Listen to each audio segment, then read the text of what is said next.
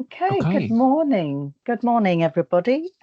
We are now recording this meeting for a onward public transmission. Just want to welcome everyone to our public meeting in March for Northamptonshire Healthcare.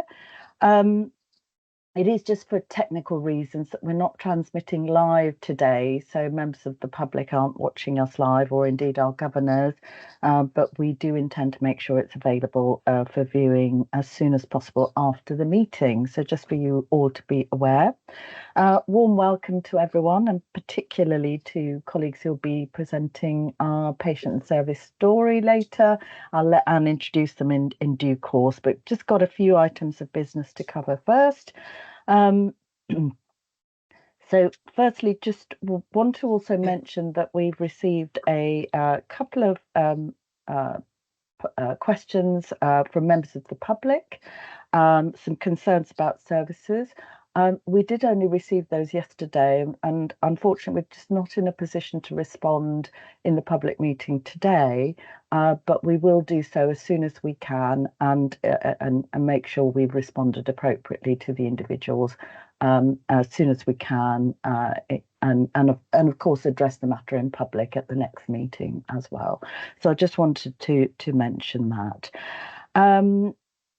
Also want to mention, I think this is Chris Oakes's last meeting. I'm sure Angela will want to say some things about that later in the meeting, but I just wanted to mention that because Chris, as everyone knows, has been, I think I can describe him as a stalwart of the board for a very long time. He's certainly been here since I've been chair, so I just wanted to recognise that this is Chris's last meeting, and we expect him to go out with a bang.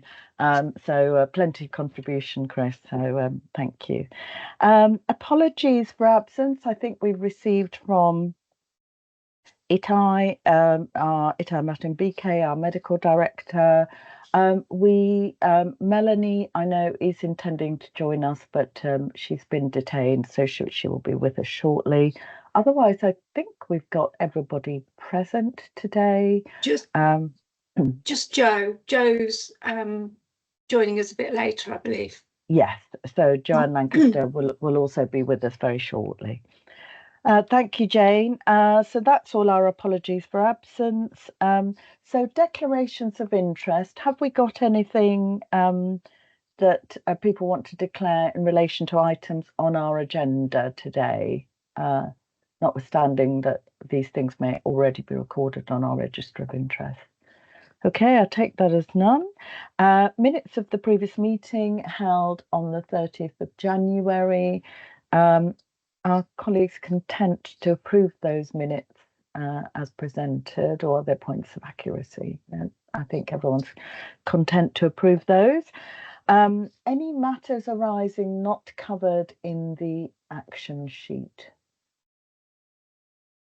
No? Okay, so action sheet B, paper B, there is just the one item that I think is listed there.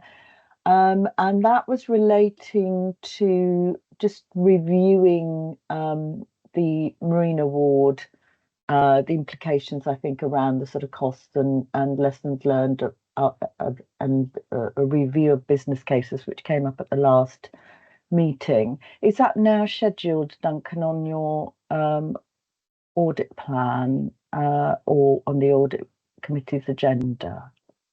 It's on our schedule. It's yet to make its way onto the formal agendas, but that's not yet in place. So yes, we've got hold of that one and we're following it up. Great. Are you content? Is the board content for me to close that if that's sort of very clearly on the plan for the audit committee?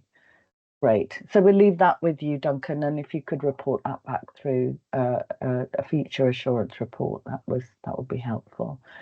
So that's paper B. Paper C is our usual annual forward plan up until the end of this financial year.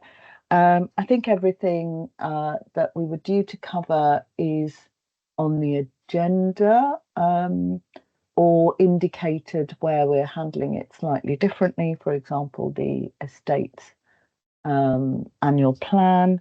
But has anyone got any comments on the forward plan as it is at the moment? No? Okay, so we'll just note that. So on that note, then delighted to invite Anne to introduce our patient and service story, and indeed welcome Loveness and Joe, who I think are part of the team who are presenting it. I'm sure there are other colleagues as well, but I'll let Anne introduce everybody. Thank you. Thank you, Krishni. And yes, I'm really pleased to welcome Loveness and Joe and Madalena from the CAMS service. As we know, there has been, particularly since COVID, so much higher demand for mental health services for young people. What's been really amazing is to watch how this team have worked really tirelessly to think about how we respond to that and how we work on supporting people through what has historically been quite a long wait but has improved, and I think that's been quite a fantastic transformation journey of thinking about how we respond to so much more need in our community. So they've come today to bring some information on the service and a little bit of a how that impacts a patient, and so I'm really pleased to hand over. So I'll hand over to yourself, Loveness. Thank you very much, Anne, and thank you very much, everyone, for extending this wonderful invite to us. I'll just talk a little bit, very briefly, about our mental health services that we offer within NHFT. So our core CAMS are our moderate to severe stage, where we offer therapy to children and young people, as well as medication intervention. I'm going to leave that to Joe and Maddie. Maddie will give us the patient story in the patient's own words, so she hasn't changed anything. And Joe will just talk us through the journey that a young person goes through from the point of referral right up until the point of them being discharged from CAMS. I'll hand over to you, Joe.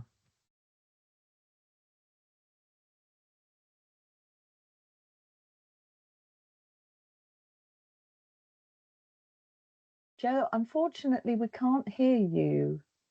Oh dear. Her laptop. Yes, we can hear you now. Apologies, I have a laptop that likes to take out my sound. Okay, so initially when they are first referred in, they can be referred in from professionals from anywhere. And just to give you a number, we get on average 100 to 120 referrals a week that are screened by our CAMS Connect team, so our front door team. This has increased dramatically since our COVID days as well, we've noticed. We have looked at how we can kind of meet that demand. So we looked at increasing our initial assessment, so the first assessment they will have when they meet someone, but we've also got lots of other lower level support that we've been managed to kind of screen them out to. That supports, we have our mental health in schools teams, we have our Reach Collaborative, we have our school nurses, and lots of others that we could mention. So we've looked at all of those, and we are able to refer out to them as well, depending on the presentation of the young person. We are roughly offering kind of initial assessments at the moment between 30 and 40 a week to meet that demand, and we've managed to do that within the team. To meet kind of initial assessments, we have our non-medical prescribers, we have our advanced clinical practitioners, and we also have our international medical graduates that we have brought on board to be able to meet the demand and the need of that. We have also introduced, and you'll notice there's a bit of a time gap on the patient's journey from their referral to their support, but since then we have also offered clinical reviews. So that's a 12-weekly review that is carried out with the young person and the family to see if there's been any change in presentations.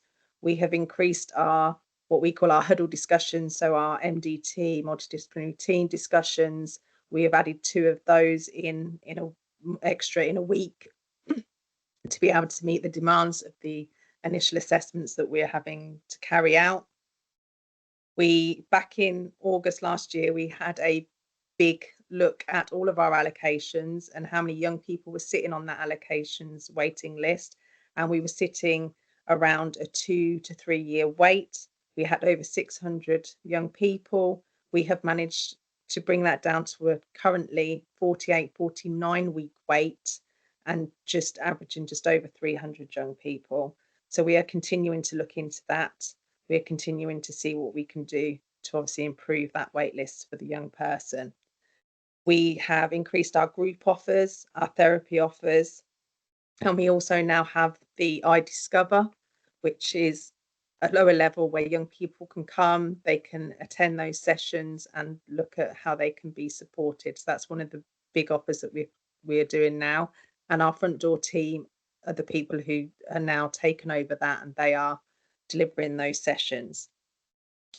So that's a very brief on some of the things that we've put in place with the teams to be able to kind of reduce our wait lists and to be able to have a less of a wait for our young people waiting for our services. But as I said, there was an increase after the COVID period, which is, I think, the demands currently that we're meeting with the young people that need the services. So I'm now going to stop, and Maddie does have a presentation, if that's okay to share with you, on the patient journey. So I will now hand over to Maddie. Thank you very much for being part of this. I really do appreciate it. So I do have a patient journey to share with you. I've put in place a little presentation, but I've also the young person, this presentation was done with the young person. So the young person has written her own story in her own words, and I haven't made any changes to it. So I will just read it out for you.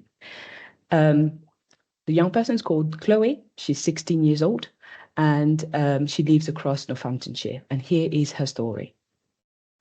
My time at CAMHS has been very helpful.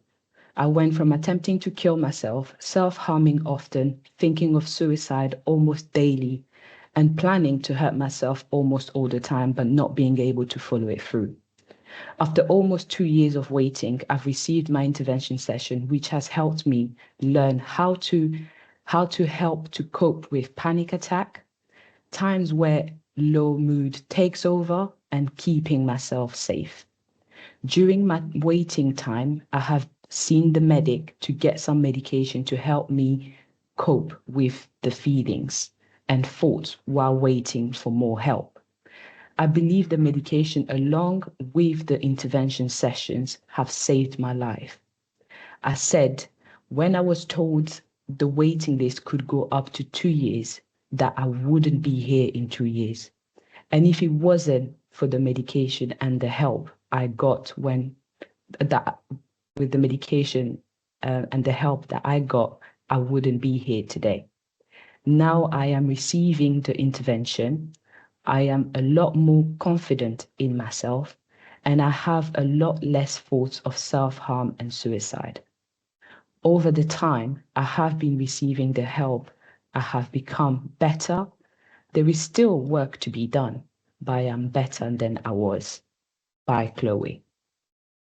And just to share what happened in the background with this young person, she was referred into CAMHS on the 7th of September 2022 by her GP. The referral was then screened by a CAMHS Connect clinician on the 8th of September 2022, and it was accepted for an initial assessment. She had the initial assessment on the 3rd of October of 2022. Following the initial assessment, the case was discussed in the MDT huddle on the 4th of October 2022.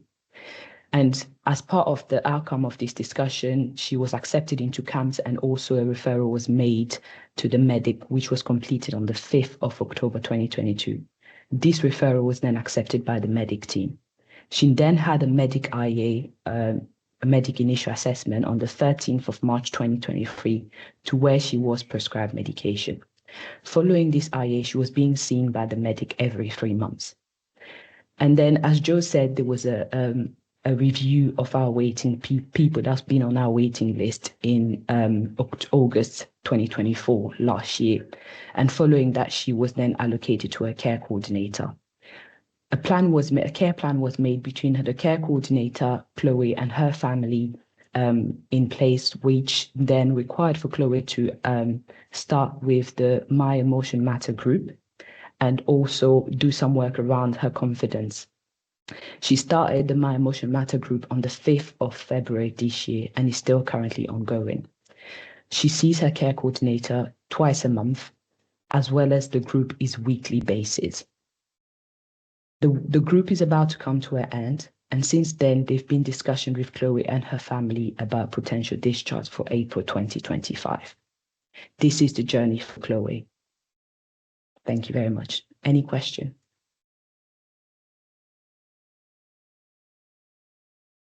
Yes, Anne. Is it okay for me to come in, Krishni? Yes, please do. I just wanted to come in and say thank you so much for sharing this story. I just wanted to give a sense for the public that how much support can help you in periods of difficulty.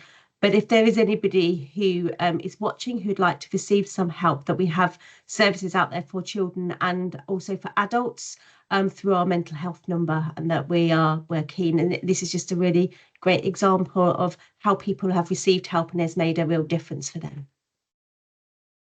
Thank you very much, Anne. So yes, obviously quite a lot of comments and questions coming in. So I assume you're happy. Loveness, was there anything else you wanted to say before we just invite all the questions, or are you content we just go straight to that? I'm happy for us to go straight to the questions. Lovely. Thank you. So Angela next then, please. Thank you. And as Anne said, thank you very much for sharing the story and the journey. It's really valuable for the board to hear more about the services, but also understand the individual's journey and her own words, which is also fantastic to have at the board. So thank you for that. Just a couple of comments and queries. Clearly, demand since COVID has increased, and that is evident. And I think everybody's referenced it. Just be interested in any reflections in terms of what you think has affected that, or how, if any way, that is reducing now or not. That would be really useful just to reflect that, please. And then also really struck by the continuous improvement approach that you've displayed. And I say continuous improvement rather than quality improvement, because I felt it was very continuous and ever present. So again, how you as a team come together to keep that live and purposeful would be great. Thank you. So I suppose I've been here since COVID. I started in COVID, so I've seen that journey of the increase, and I think we can kind of say that the increase has been because young people didn't have their normal routines. They weren't able to mask what was going on for them. It became more evident, and this has come out a lot since they've gone back to schools, or they've gone back to education or nurseries, etc. So there's lots of things that they had wrapped around them before to contain it, and in that time, as we all know, things changed dramatically and we weren't allowed to do things. So that's where we believe some of that increase has come from. And we are continually weekly meeting to make sure that we can look at our wait list and look at what we offer the young people, because at the end of the day, they're the most important person in this. And that's where our focus is how we can make their journey within CAMHS quicker and smoother, but also that they get what they need. Thank you, Jo. Linda, please. Thank you, Krishni. Thank you, Loveness, Jo and Maddie, for the presentation. Really impactful. I think what struck me the most is the collaborative approach with Chloe and her family. That is really impactful, because when young people go through these difficulties, their families are also impacted. So that support of keeping her with the family, receiving the support closer to home. I think what wasn't mentioned in the presentation, which I'm aware of, is the work that you've done so much on with regards to young people waiting well. So clearly that was not someone just waiting for a service, which was her worry about the 2 years wait, but actually she's been supported to wait well. The whole family has been supported. So that gives that sense of hope.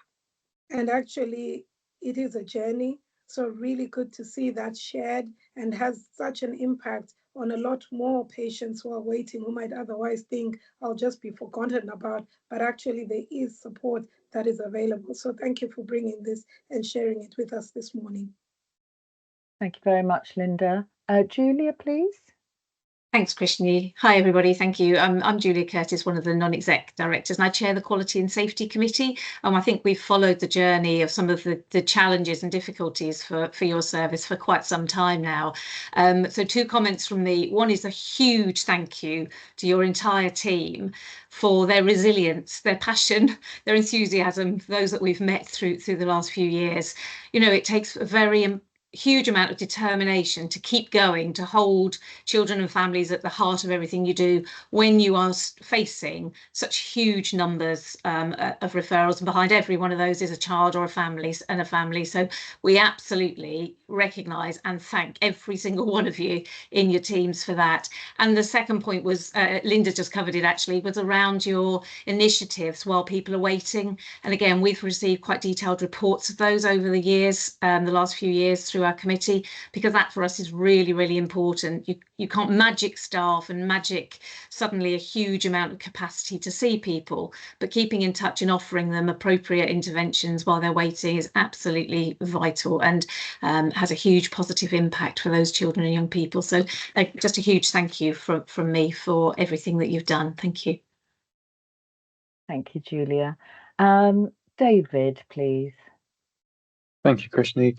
Thanks, Loveness. Joe, Maddie, I just wanted to say I think the story of Chloe was really quite powerful, and equally at the same time I felt a little uncomfortable because actually getting Maddie the support when she needed it was a challenge and a way of going through. And I just wanted to say what you've reminded me, and I wanted to draw out from the board, is there's a lot of continuous improvement that we're doing in the CAM services, but we're also looking at the continuous improvement that wraps around the rest of Northamptonshire.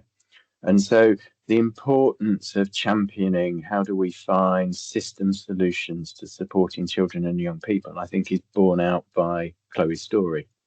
Things like mental health support teams in schools would be able to, the more we've got them working there, the more they would be able to provide early intervention to people like Chloe. The new work we're doing around our 0 to 19 services in both North Northamptonshire and West Northamptonshire is about bringing voluntary and community organisations on board so that they can provide counselling advice, purposeful activity, other services. And all of those things over time could help people like Chloe get services earlier and get that support. And I just wanted to kind of bring that out today, that there's an awful lot of work we're doing in NHFT, but also as a board, that's why we're championing the needs of children and young people across the system, and making sure in a time when life can be focused in the NHS on urgent and emergency care, we want to make sure we don't lose sight of the needs for children and young people, and Chloe's sort of timeline was a really good example of that. So thank you very much for bringing that through. Thank you, David. And finally, Robin. Yeah, hi, I'm another non-exec director and I'm the Deputy Chair of Quality and Safety. Again, to thank you very much for your presentation today and the real recognition of the high quality of thinking and exploring new ways of managing a waiting list that is exceptional, because you probably face the single biggest area of waiting that we see as a trust. And I think we need to reflect that and accept the pressure that's on you, and really thank you for your work. And I was just going to make a point which David has sort of made already, which is the need to do work below the level of presentation to us to prevent such harm for young people, and how much we need to see as a board the contribution of partners in local authorities, in public health and so on, to do the kind of work that perhaps will reduce the number of young people presenting to services like our own. We can't do this in a vacuum. We are only part of a bigger system, and we recognise that. But that is what causes your waiting list, the need to do so much more work with young people to prevent them reaching this point. But thank you for your presentation and your work. Thank you, Robin. Joe, do you want to come back in? Oh, we can't hear you, Joe. If you turn it on and off, it worked last time. Am I back? Yes, you're back. Yes, apologies. I just want to say that within our Connect front door team, we have very close contacts with our lower level intervention teams as well. And we have our consultation line who are very knowledgeable about the services available to young people at the lower level when they call in and they have questions. So we have built a really tight working relationship with the lower level intervention as well. So just to say that, you know, the consultation line has that information if young families or professionals need it. Thanks, Joe. And I guess that's where voluntary organisations like the REACH Collaborative come in. And I can see sort of Loveness and Joe and David nodding there, because if you recall, the colleagues will recall, we have one of our partner governors is from the REACH Collaborative, and they described as part of their work sort of the support they provide at that a different level of need before presentation to our services. So yeah, some really important points have come out. I mean, I think most importantly, everybody's keen to reinforce to the three of you, Maddie, Loveness and Joe, the importance of the role that your service is playing, and thank you for all the efforts to improve the waiting times, because we all know that's not something we would want to you know, continue. And so to have made such a difference to your wait times since in the last few years, it does seem a huge amount of effort and work to do that, and your commitment to keep that going and keep people waiting well and use all the different skills, because that's the other bit I heard in your presentation, lots of different skills being used to complement what you do. And a sort of multidisciplinary approach, which is, we know, incredibly important. So really just want to thank you for bringing that to life and sharing Chloe's story. And thank Chloe as well, please, for sharing that with us. And thank you. It's, I think, set an important tone for the rest of our meeting. So lovely to meet all three of you, and thank you for joining us. Thank you very much. Thank you. Bye-bye. Bye-bye.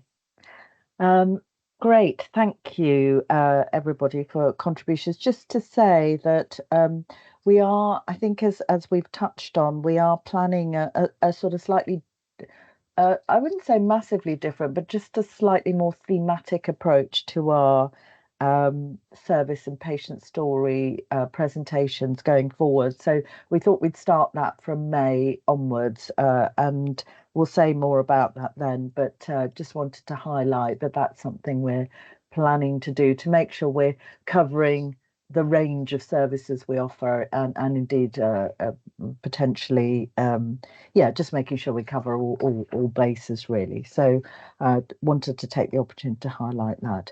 So we move on then to the risk section of our agenda today, and we have paper D, which is our risk report. So over to you, Richard. Thanks very much, Christy. Good morning, everybody. So regarding paper D, board members will note that this month's report is somewhat longer than our usual reports, and that's on account of it including both our new risk management strategy and a refreshed risk management framework. So I suggest we deal with the regular content, so our board assurance framework content first, and then come on to consider the strategy and the framework. So there's some detail contained within the report that speaks to some changes we've made to the scores of our two workforce risks since the last report, and the supporting rationale for that. as board members will be well aware, we are anticipating a new strategy for the Trust and our group, which indeed is on the agenda for discussion later on today. As you'll see from the comment in the report on BAF 6, exec team has already begun the work to review and refresh the strategic risks on our board assurance framework in the context of the new strategy, which will be hopefully coming in subject to the board's approval from April. So what we will do is make sure that we manage the transition from our current BAF to a new BAF that will be presented to the boards in May, engaging in the meantime with the board's committees on the individual risk register entries. So in short, the board can expect to receive a refreshed BAF in May at our next meeting. So just to finish off then on the regular content on the report before we come to the other two elements, just really to note, we're really pleased to receive the outcome from the internal auditors annual report into our risk management arrangements. We received that reasonable assurance rating, and indeed had the opportunity to have a discussion about that at the most recent meeting of the audit committee. I don't know, Christy, whether we want to pause there and take any questions on that aspect of the report, and then perhaps come on to the other two elements. So any comments on the board assurance framework before we get on to the risk management strategy? Joe, please. Thank you, Richard. Just a point of clarification, really, with regards to the internal audit recommendations, reasonable assurance rating. What's the, and I realise Audit Committee have got a grip on this, are the two directed activities for immediate effect, i.e. are they being addressed as a priority, or is it just something that's going to be programmed into next year's work programme? The first question. And secondly, given that we're at that end point of the current strategy, is there a route by which we reflect on the overall value that the BAF has brought to the delivery of this strategy before we get into the detail? Richard, do you want to come in on either of those? I can see Duncan also wanted to comment. Happy to. So the actions that the auditors had as prescribed, I can't remember the precise terminology, forgive me, but they weren't sort of major issues. They weren't major problems that needed immediately to be addressed. They were more routine actions, and indeed, yes, we are, as you've described, Joe, programming those in. They're very much in hand, and indeed will then provide assurance on the completion of those actions back to the audit committee at the next meeting. They are things that will be done rapidly, so we do anticipate those being closed very, very soon.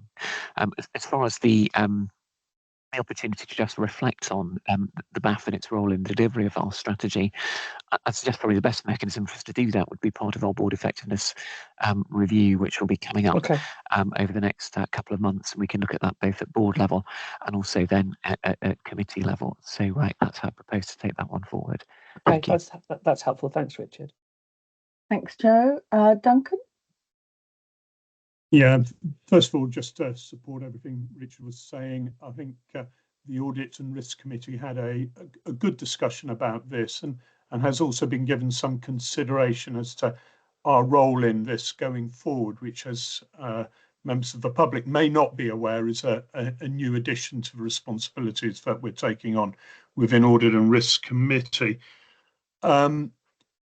I'm also minded just to highlight and welcome the work that Paul is doing as our CFO in taking a look at splitting that BAF Risk 6. I think that's a very sensible way forward, and we briefly touched on that also at Audit and Risk Committee.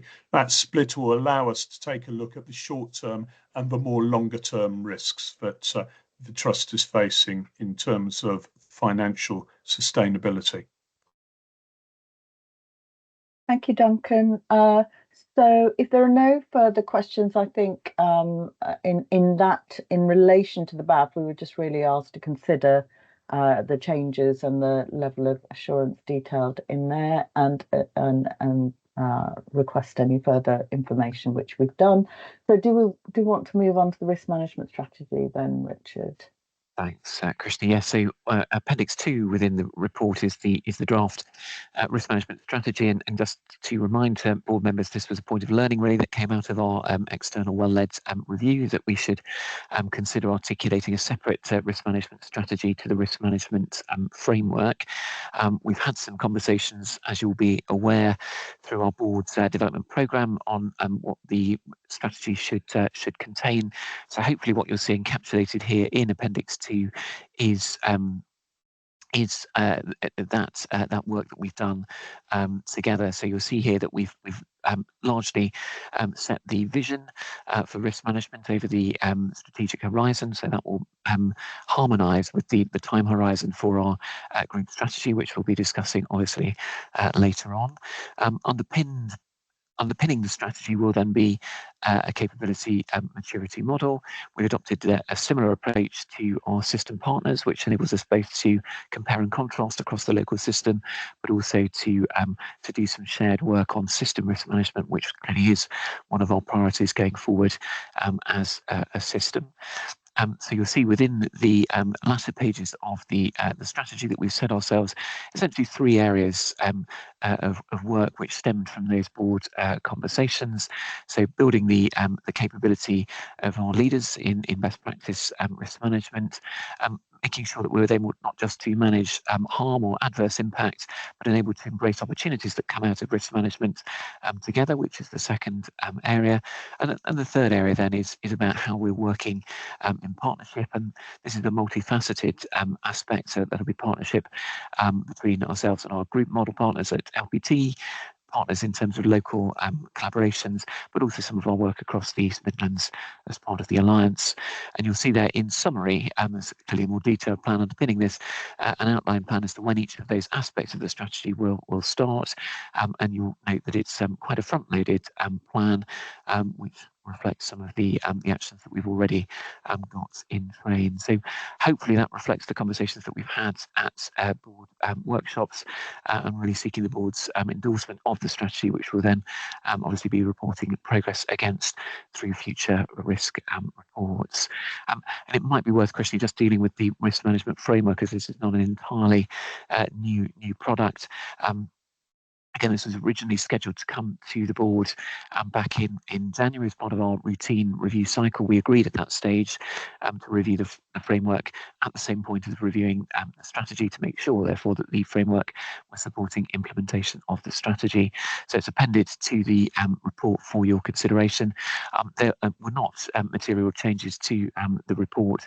There were largely presentational and to bring terminology up to date, but we are also seeking the board's approval for the revisions to the framework, which will then form part of our policy framework going forward. So happy to take any comments or questions on either the strategy or the framework, and indeed would seek the board's approval for both. Thank you. Thank you, Richard. Judith? Thank you. Thanks for both all the papers, Richard, but specifically the strategy. I thought it was a very clear presentation, and I did also like your the photos that you have chosen. Now the question I've got is very much related to the foreseeable move that we're going to have to undergo with the BAF from our DIGBQ strategy to our Thrive strategy. DIGBQ is very clear from a risk point of view as to which, if you like, subcommittees owned which risk, whereas Thrive is more of an enmeshed approach from a risk point of view.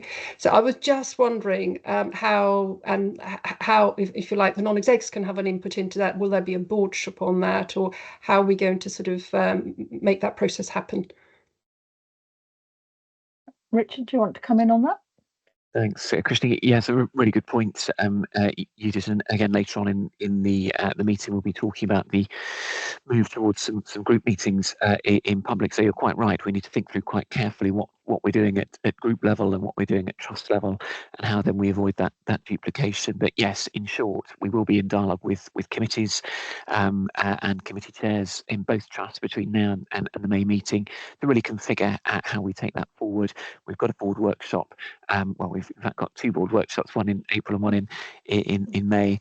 We'll be spending some time certainly at the NHFT workshop to consider the NHFT perspective in particular. So in short, yes, we'll be doing some of that work with you over the next couple of months. Thank you. Oh, that's excellent, Richard. Thank you. Because just going through the Thrive, I've already sort of bagsied 4 of the Thrive elements for Performance Committee, and I thought I was being too greedy. I need to share them out. So thanks for that.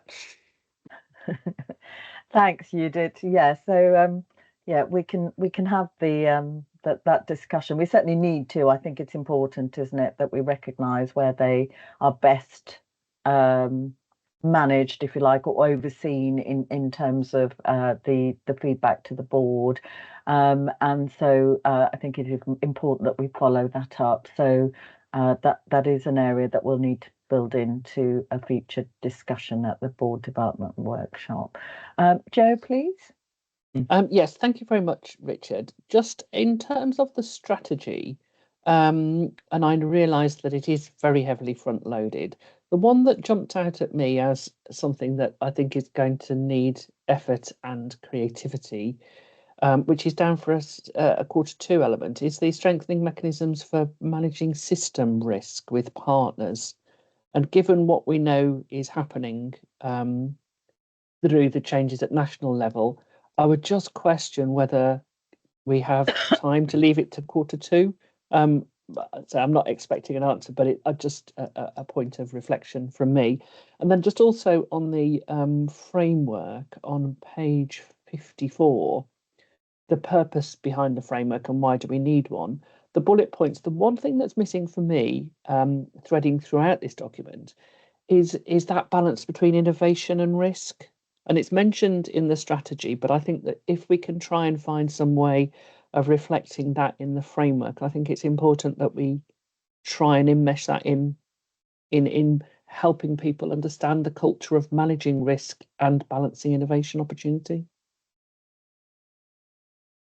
Richard, do you want to comment? I mean, the only, I suppose, the only thing I was going to just say on the national setting is that in some ways, I wonder whether the level of uncertainty around sort of national direction of travel, not in terms of the actual, the 3 shifts and all of the longer term plan, but the model of working between in system and the changes to that, whether they're going to be clear enough for us to really understand, certainly by Q2, what exactly how the role that each partner plays, because I think, my sense is that is going to change. The role of ICBs is being redefined potentially to be more strategic commissioners, and that may change the way in which we work within the system. So I feel less certain about that now than perhaps I did a few months ago. But I don't know if others share that. So it's probably something we're going to have to watch very carefully, because we're still awaiting things like the segmentation, the NOF, the National Oversight Framework, and all those other things, and guidance around the different roles, because the intention nationally was to try and make sure that there was a really clear or reducing duplication, I think, was the sort of key element. So just an observation there. But Richard, do you want to comment on just briefly, if I can, then, Krishney. So yes, to your point there about system risk management, I suppose the important point is to note that we, of course, are managing risk as a system at the moment. So this is about how we further strengthen rather than how we start managing risk. And I think you're right. I think David's put a point in the chat that we were sort of anticipating the publication of the plan, and thought actually that probably made a good point in time really to then really reflect on where we want to go next in light of, as you say, some strategic changes to the overall management of the NHS nationally. So yes, to the point about innovation, we're certainly happy to add a bullet point in there just to clarify to your point, Jay, the intention of risk management to help support innovation. So with the board members' agreement, we can add a line in to that passage on page 3 there of the framework to speak to the point about risk management needing to support us to embrace opportunity. That we're happy to do that. Thank you, Richard. And finally, Tim, please. Yeah, thank you, Richard. A really good pack and really sets it out well. Wearing my people hat, I was immediately drawn to the fact that in the programme, 1A appears after 1B and 1C. So when I went back and looked at 1A, it's quite a broad church in terms of what the plan is. It says develop, and then does that mean develop and deliver, or is that just develop? And then you've got 4 leaders, whereas some of the executive will probably need to be aware way before, because then further down the train you've got introducing the platform and other bits and pieces. So it was just that seemed a very broad church for actually something that probably needs a little bit better defining because of the way it sits in the programme. Thank you, Thanks. Tim. Richard? Thanks, Tim. Yes, indeed, as you allude to, it is develop and deliver. So start the delivery of and the positioning in Q2 was to reflect the fact that we needed a little bit of time just to work through what specifically we wanted to do in response to the new strategy, so that could then have a bearing on the risk management training that we put in place. And you're quite right, that will be a sort of segmented training program, so a core content running throughout, but then differentiated according to role. So yes, both board members and execs in particular will be at the head of the queue in terms of that first part of the training program. Yeah. Thank you. Tim, does that give you sufficient clarity? Great. So I think just reflecting on the sort of range of comments, I think we've said across all of the piece on risk that we'll be picking up the sort of further review of the value of the BAF, if you like, through the board effectiveness review, Richard, which was, I think, Joe's first point.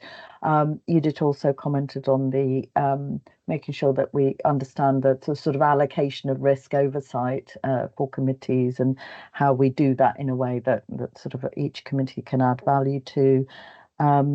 We touched on the innovation element being included within the document, which I think you said you were happy to include.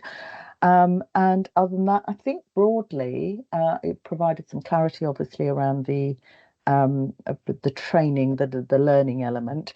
But our colleagues are supportive of endorsing the strategy, notwithstanding those comments that were made. And indeed, just obviously noting the board assurance framework as presented as well. Everyone content to do that alongside the points that I've summarised. Great, thank you very much, Richard. Very helpful and good to have that formally sort of signed off for now.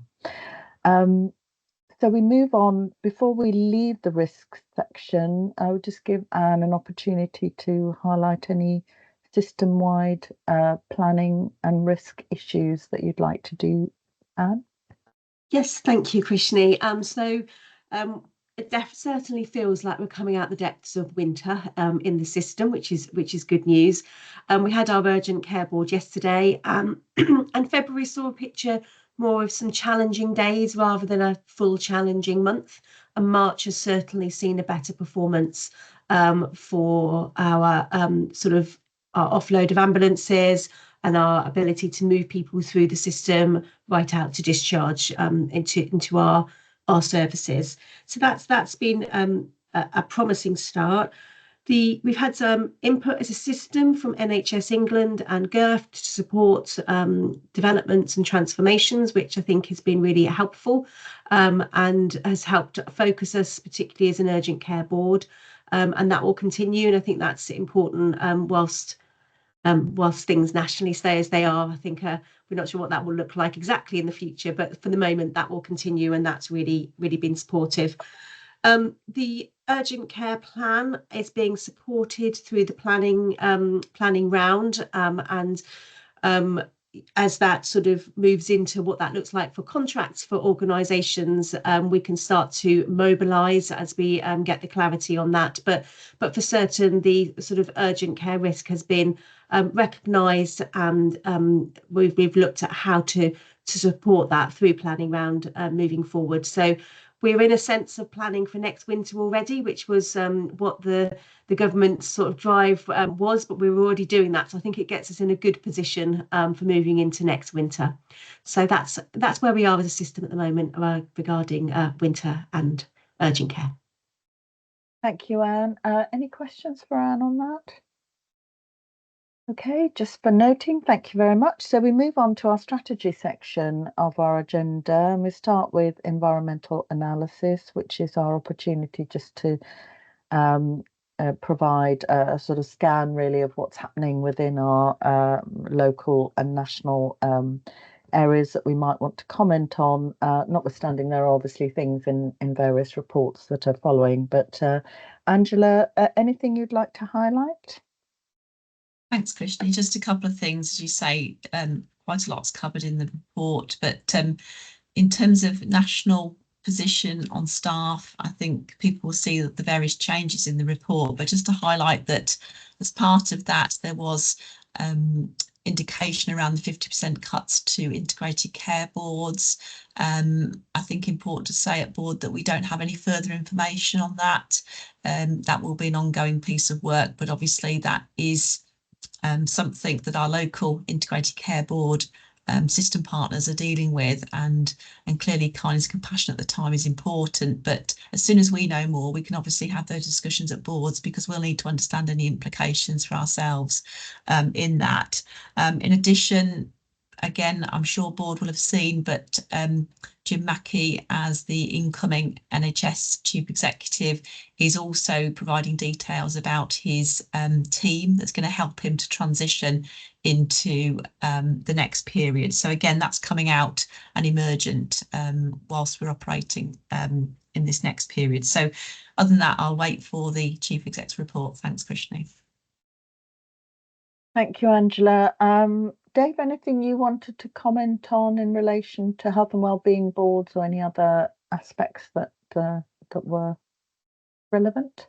Thanks, Krishni. I'll say a few words on service visits, now that we're beginning to structure the reporting of those through to quality and safety, and then I'll touch on some of the health and wellbeing board. So by the end of this quarter, we'll have done well over 30 visits at the end of 24-25. Some really good things being explored amongst teams, some issues that we're picking up, particularly around IT interface issues in our secured services, where we don't run the site and the infrastructure on the site. We're tenants in that sense, but we're working through the implications for teams, and we're doing a detailed review of that through our SEB in the coming months too, so that we can understand the issues and indeed whether there are mitigations that we haven't explored or could be explored differently using different parts of partner organisations. We've had really good evidence of the Together Against Racism work amongst teams, and great to see the posters up in place in all sites that we visited, and similarly the zero tolerance approach being also in evidence across teams, again particularly in some of our secured services where we do have high reporting instances of violence and abuse. In terms of standout issues, the working environments are of pretty high quality, well maintained from most of the visits.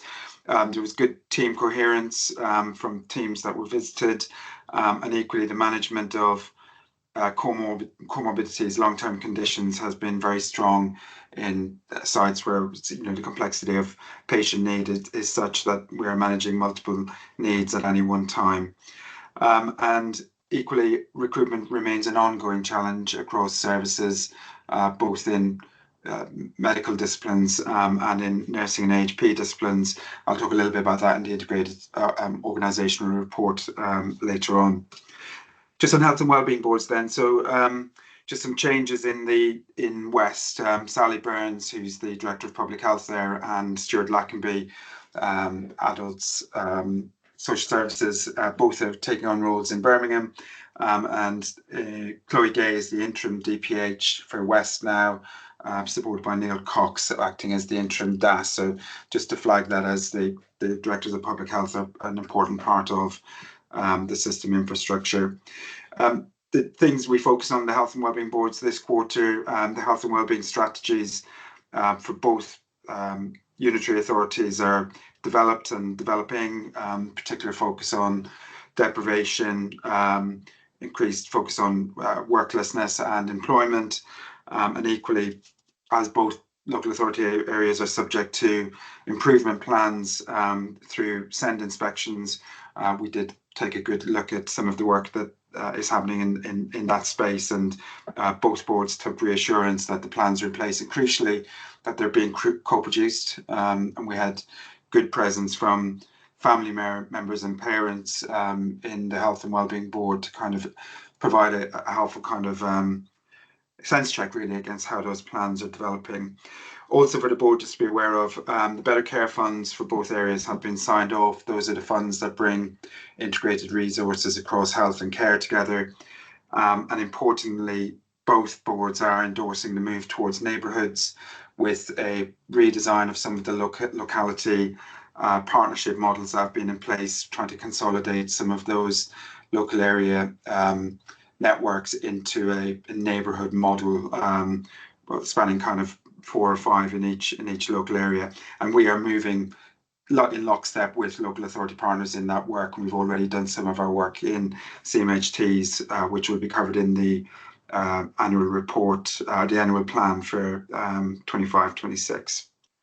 And then finally, just in terms of my role on the boards, I will be taking an exec lead responsibility for the mental health stream in the North Hants Health and Wellbeing Board, and obviously working very closely with Anne and Angela in their kind of leadership roles with the collaborative. So that won't be a duplication of work. It'll be much more about streamlining what we're already doing into the health and wellbeing structure.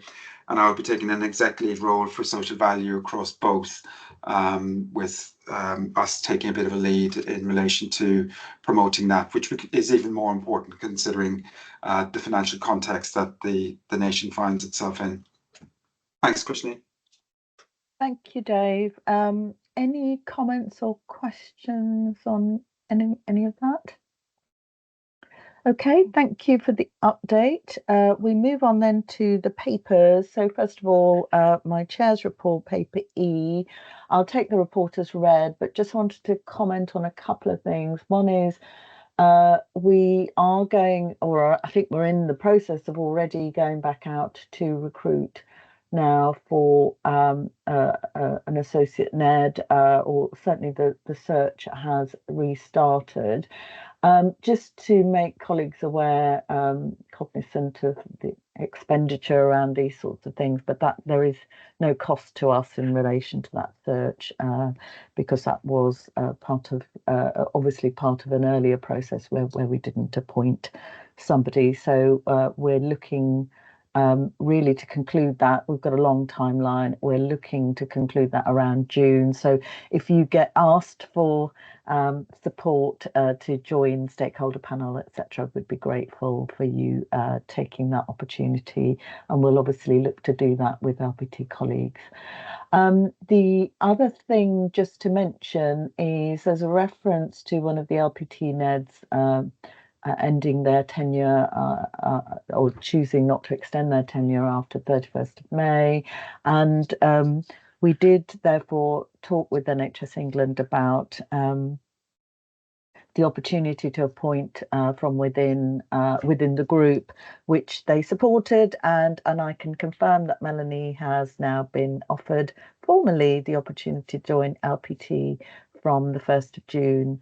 So that I can put that in the public domain because that has been confirmed. So I think it's really exciting that the opportunity for us to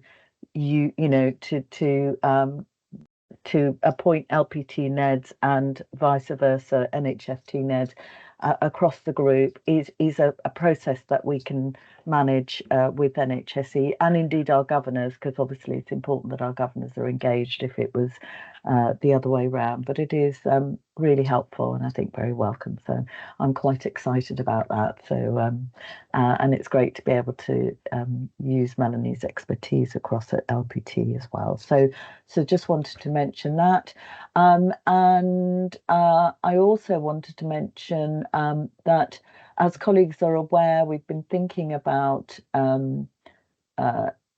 with Melanie sort of stepping down certainly at the end of the year, but potentially discussions about whether we want to do and make any changes to the SID role or the SID appointment beforehand. We haven't agreed a timeline or haven't finalised the timeline, but just wanted to mention that I'd like to propose at this stage, as colleagues are aware, that UDIT is appointed a SID at a point to be agreed. But if we endorse that now as a board, which governors of our Nominations Remuneration Committee of Governors was also supportive of, it allows UDIT to shadow Melanie through the fun of getting me appraised and all of the other activities that go with that.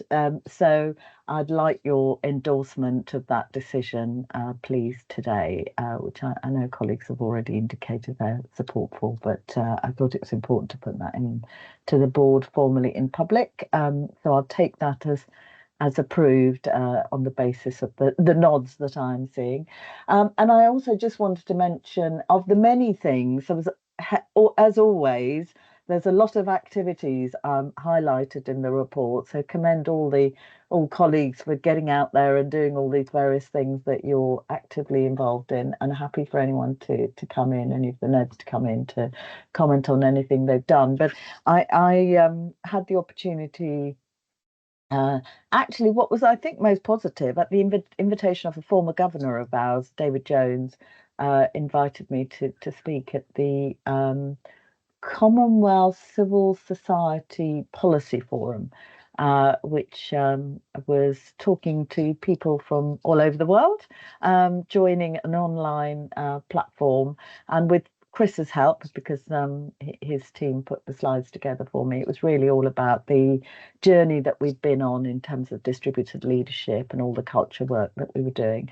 So I did deliver that. It was only 10 minutes or so, but I did enjoy it. And very sweetly, one of our governors also watched it and dropped me a very nice note to say how much they'd enjoyed it. So I just wanted to mention that, because it was obviously a very unusual opportunity. And it's very positive that one of our former governors encouraged us to take that opportunity. So that's everything in my report. As I say, I'd welcome any comments or questions or anything that NEDs want to add about anything they've been doing. But otherwise, I'll take it that colleagues are happy to support Edith's appointment. Okay, anything anyone wants to highlight or comment on? Melanie?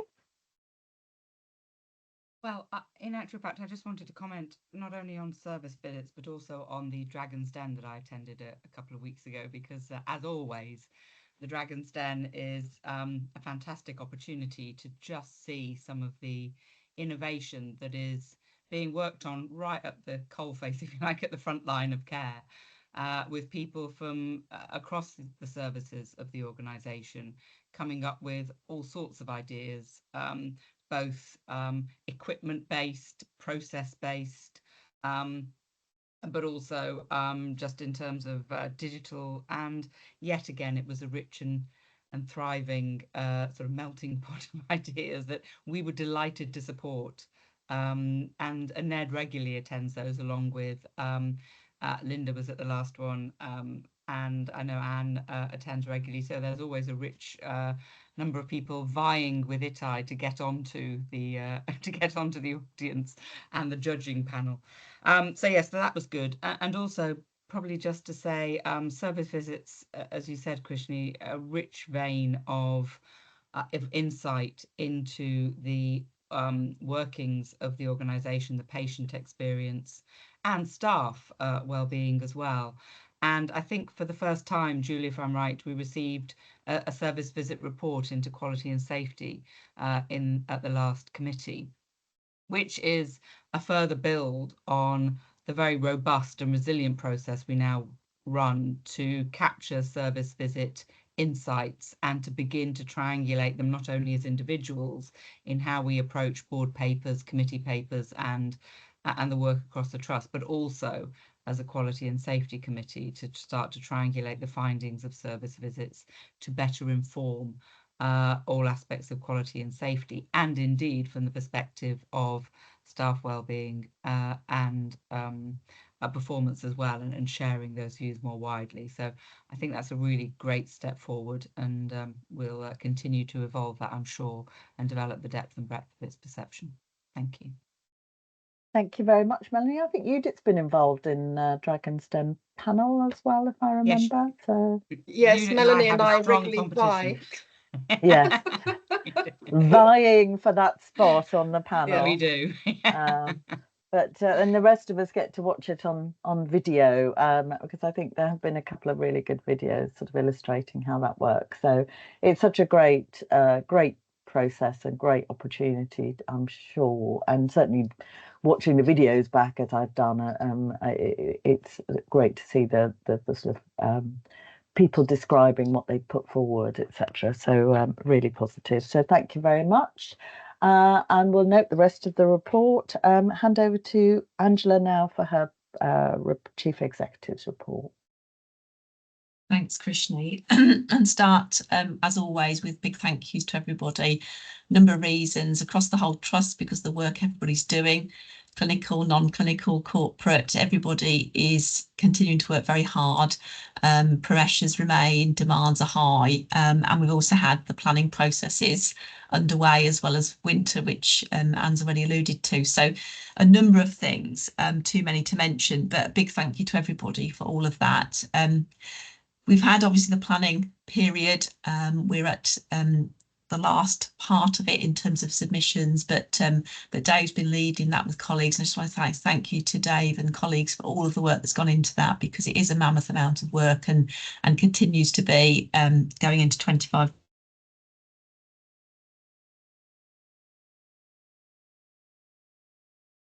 To highlight that there are other priorities as well as those that will be important for us that are within the framework, but are not necessarily mentioned in those national headlines. But there's a lot of other targets, performance indicators that are relevant to us as a mental health and community provider.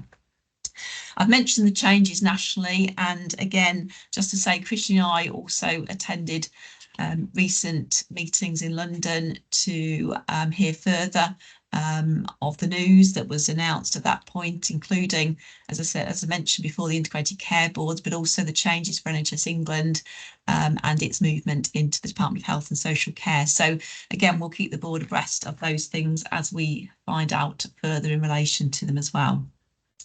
We look forward to the 10-year plan. We've mentioned that several times. That is very important and gives, and hopefully, a real step change for the NHS in relation to the 3 shifts that we've spoken about. So again, that'll be something that we'll want to address and consider at the board in due course.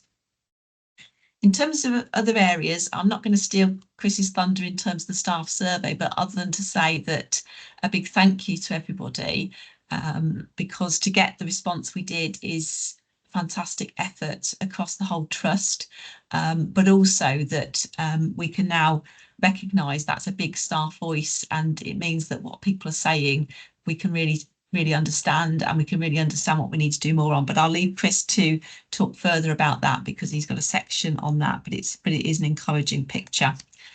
Once again, a thank you for our group strategy, which again is something that it's already been mentioned, but we'll have further information on.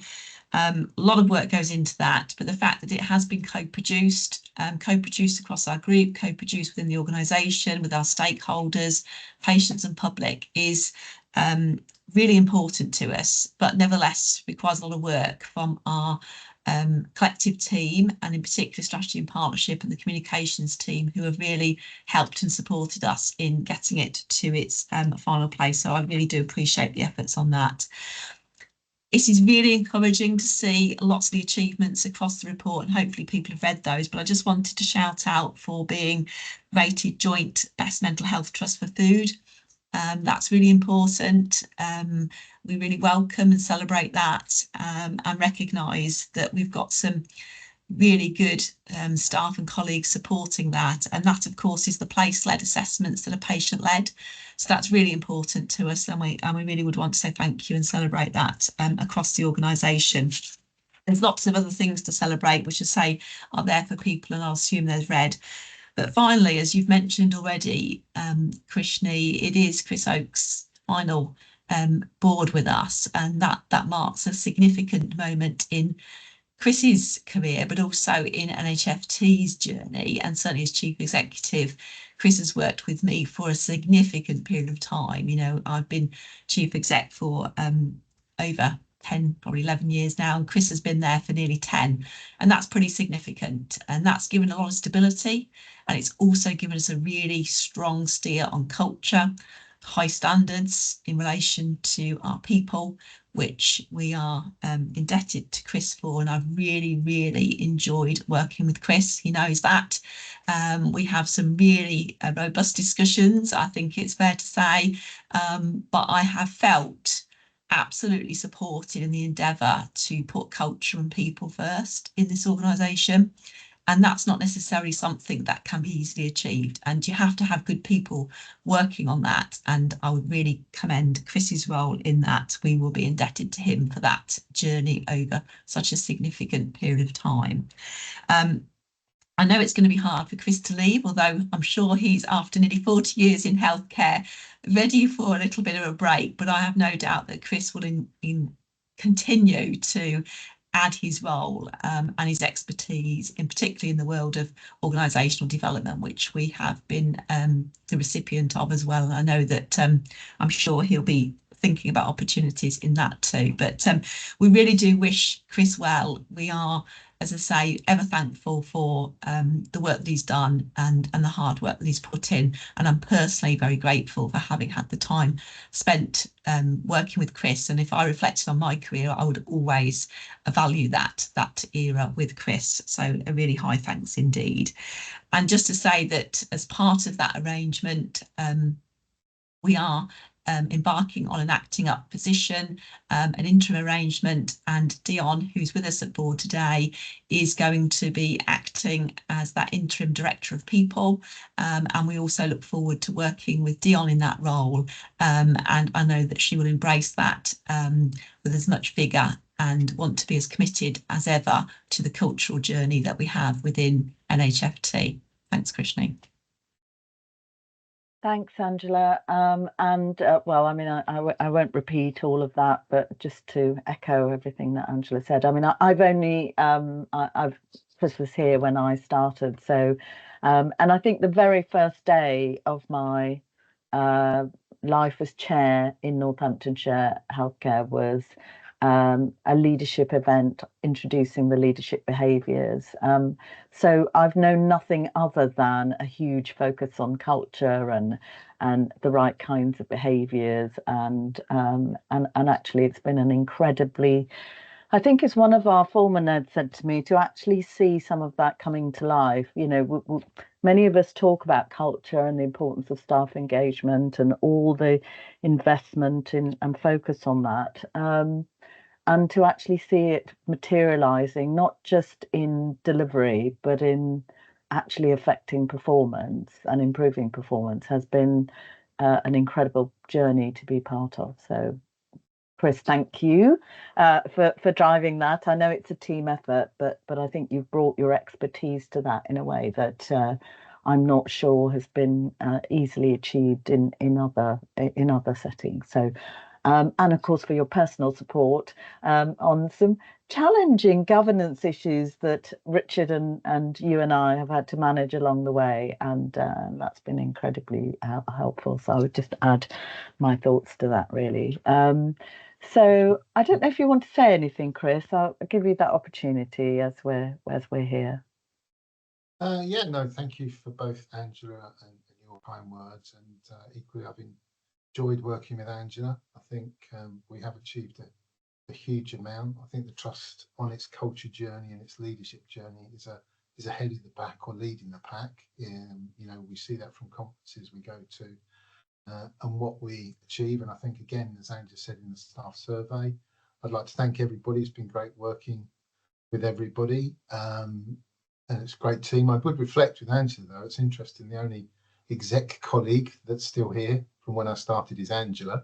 The whole exec team has changed in the course of that. And I think I've been involved in appointing everybody who's here. So that's interesting. And equally, none of the non-exec directors who were here when I started and the chair at the time are here. So it has been a change over time, and it's just under 10 years that I'll do. But I think the trust has been done brilliantly. I think it is challenging for everyone. I think I've talked to Andrew, it's increased as I've been here, but I think we've achieved some amazing things. And I think probably my proudest moment is when we achieved the National Chartered Institute Personnel and Development Award as the best employer experience. That wasn't an NHS award, that was a national award against all the private sector companies and everybody, and we were the #1 in the country on that. And I thought that was amazing. Alongside, obviously, we'd won the HSG Trust of the Year, and we won the same thing from HSJ. But I think that was a recognition of our work on leadership behaviours and distributed leadership. And as you said, Krishni, people are still interested, and we're still building on it and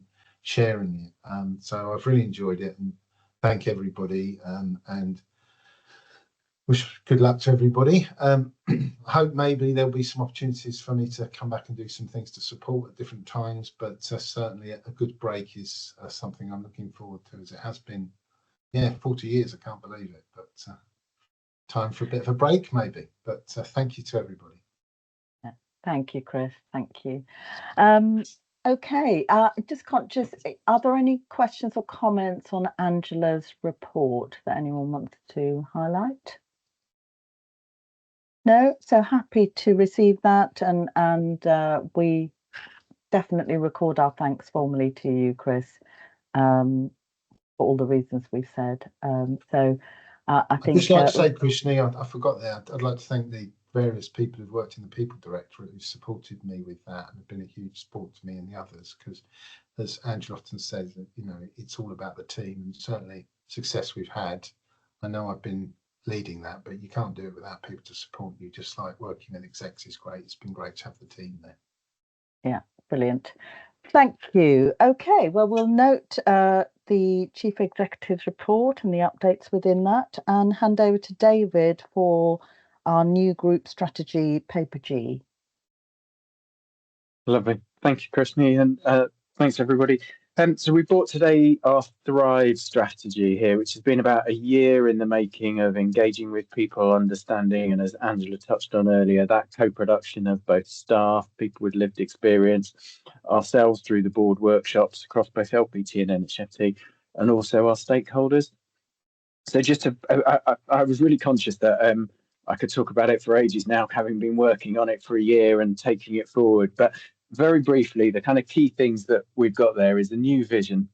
Together we thrive, building compassionate care and well-being for all, with a new mission of making a difference together.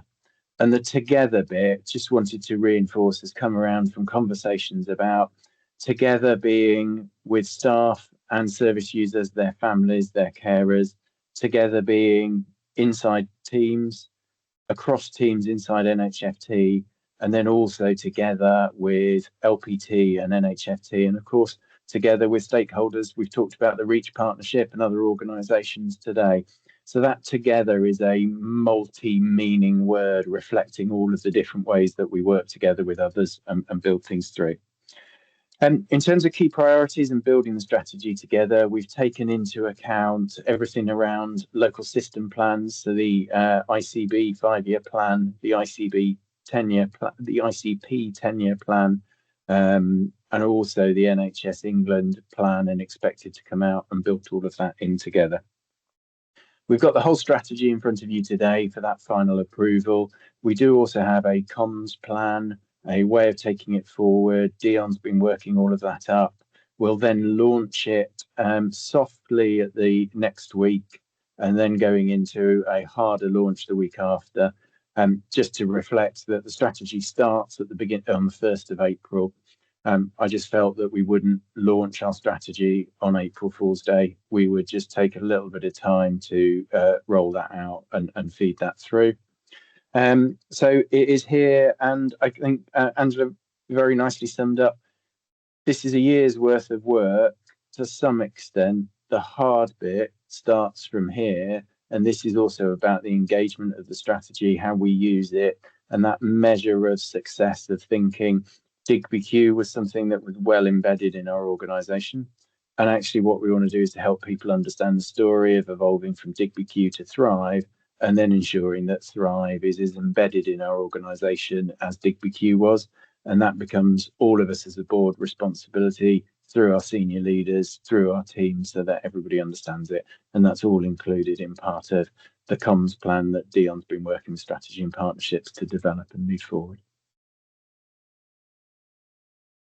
Okay, thank you, David. So obviously this is something we've been very engaged with in our various development workshops as well, but opportunity for any comments or questions. Melanie first, please.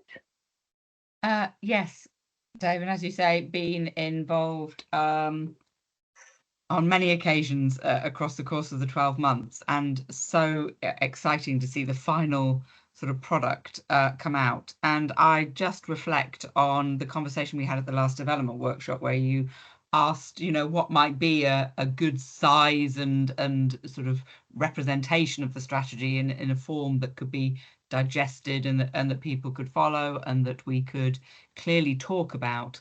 And I just want to say, I think you've hit the nail on the head. I think the document is exceptional. One of the simplest, most concise, and yet profound documents in terms of our strategy for the next 5 years. And I just commend the work of yourself and the team, not only in the whole year's worth of effort to pull the strategy together, but then also in distilling all of that work down into something that is so simple, so concise, and so representative. So thank you. Thanks, Melanie. Tim? Yeah, I echo everything Melanie's just said, actually, about the document. I think it's a brilliant piece of work, David. The only question I've got today is, when we launch new strategies, everyone gets very excited about the new, but people aren't very good at decommissioning the old. And we need to be explicit on removing the materials, taking them off the system. In my own ICB, they still have a document which was 5 years old on their website, which hasn't gone, about the old strategy. And we need to be really disciplined about saying we've completed DigbyQ, Leicestershire's changed. This is the new strategy. We just need to be explicit on that point as well. Absolutely, Tim. And I mean, Dion, I was watching you nod. I mean, you'll be most welcome to reply if you'd like to here, because you and I have been talking about that. Yeah, I think absolutely. We've got an incredibly comprehensive plan which lists not only new materials and things that we need to do across both trusts, but also focuses very much on how we do that across the group and make sure that all of the information is aligned and updated as needed. So we've got a plan for that, which a lot of that includes a lot of trips around the trust, checking notice boards and taking down banners and all of that. So it's all in the planning. It's already starting. Thanks, Dion. Perfect.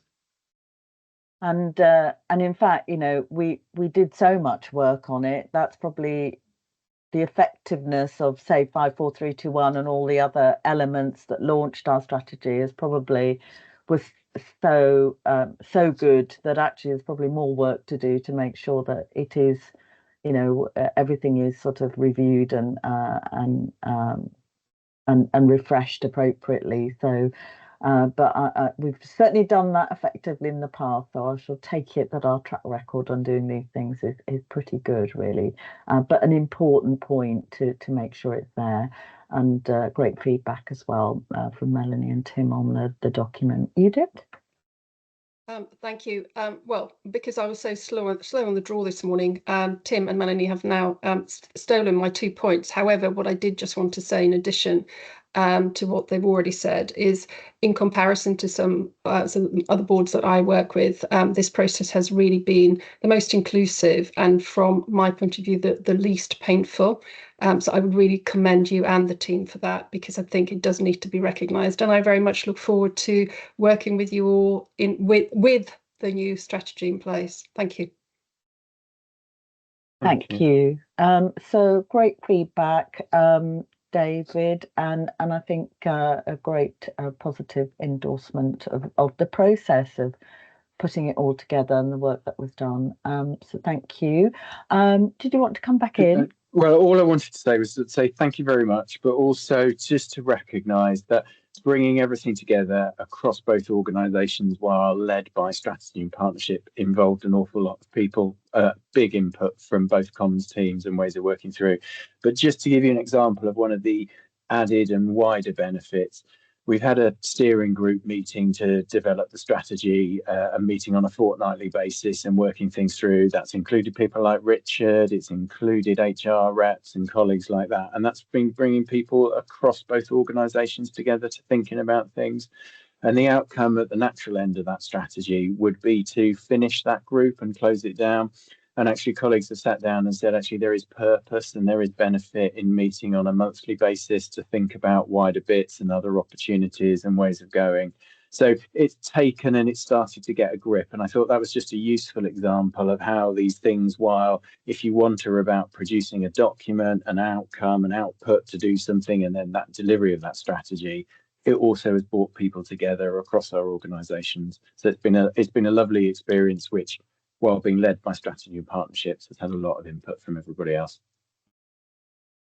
Okay, so thank you, David. So you're asking the board to formally approve the strategy, which I take it colleagues are happy to do.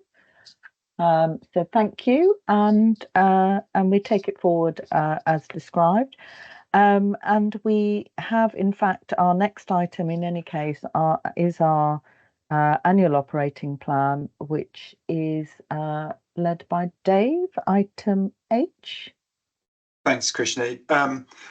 So just briefly on this, I won't go through the pack, but it begins to bring life to some of the detail that we've described in terms of the Thrive strategy. So as a trust, we're required to publish an annual plan that describes our focus for the years ahead. And this does link with the conversations we've been having about the wider system plan over the last few weeks. And I know things are running to the wire in terms of submissions on those, but it doesn't materially change what is in here. But it still remains aligned in that sense. So it aligns to the group strategy. We've got 6 priorities, which the plan is articulated against. And again, many thanks to the teams for their contribution to making that seamless and telling a story in that sense.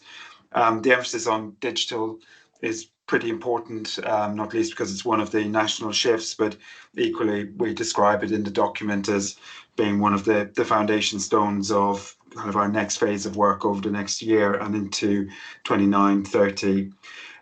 Partnership working is also alive and well throughout the document, with a particular focus on social value and additionality at a local level, focusing, as I said previously, on neighbourhoods as being one of the key building blocks and delivery enablers for what we do with partners in the Northamptonshire system. There's a big focus on community, and the overall theme of the plan for this year is community first, so emphasising the role of communities and individuals, and again focusing on co-production and person-centred care being a key pillar of the work going forward. Children and young people also play a massive part in this document, and that aligns with what we're trying to influence in the system, with ensuring children and young people services are prioritised, and we feel that's been heard at the system. We've yet to see it kind of articulated potentially through services, but for us at least, we're putting it front and centre, and the risks that we carry forward from COVID remain live in our planning in that sense. You'd expect it to include a valuing people section, which it does, people being the centre of what we do, inclusivity, compassion and empathy being part of the framework that we're applying. We're keeping alive the compassion commitment. We realise that's had a good impact for teams, and the compassion champion approach is well received now across the trust, and we're going to build on that going forward along with our principles on kindness. Of course, in line with the value programme, the efficient and effective approach where the plan is alive and well. We will have a value programme meeting weekly, which we've had to date, which has been successfully helping us deliver that part of the organisation's strategy. That will have a renewed emphasis going into 25-26, and as I say, I feel a certain amount of confidence that these are paths that we've followed to date that have had results, and I think the framework of neighbourhoods, communities, focusing on people, and emphasis on compassion and person-centred care is the right way to approach the challenges set out before us for 25-26.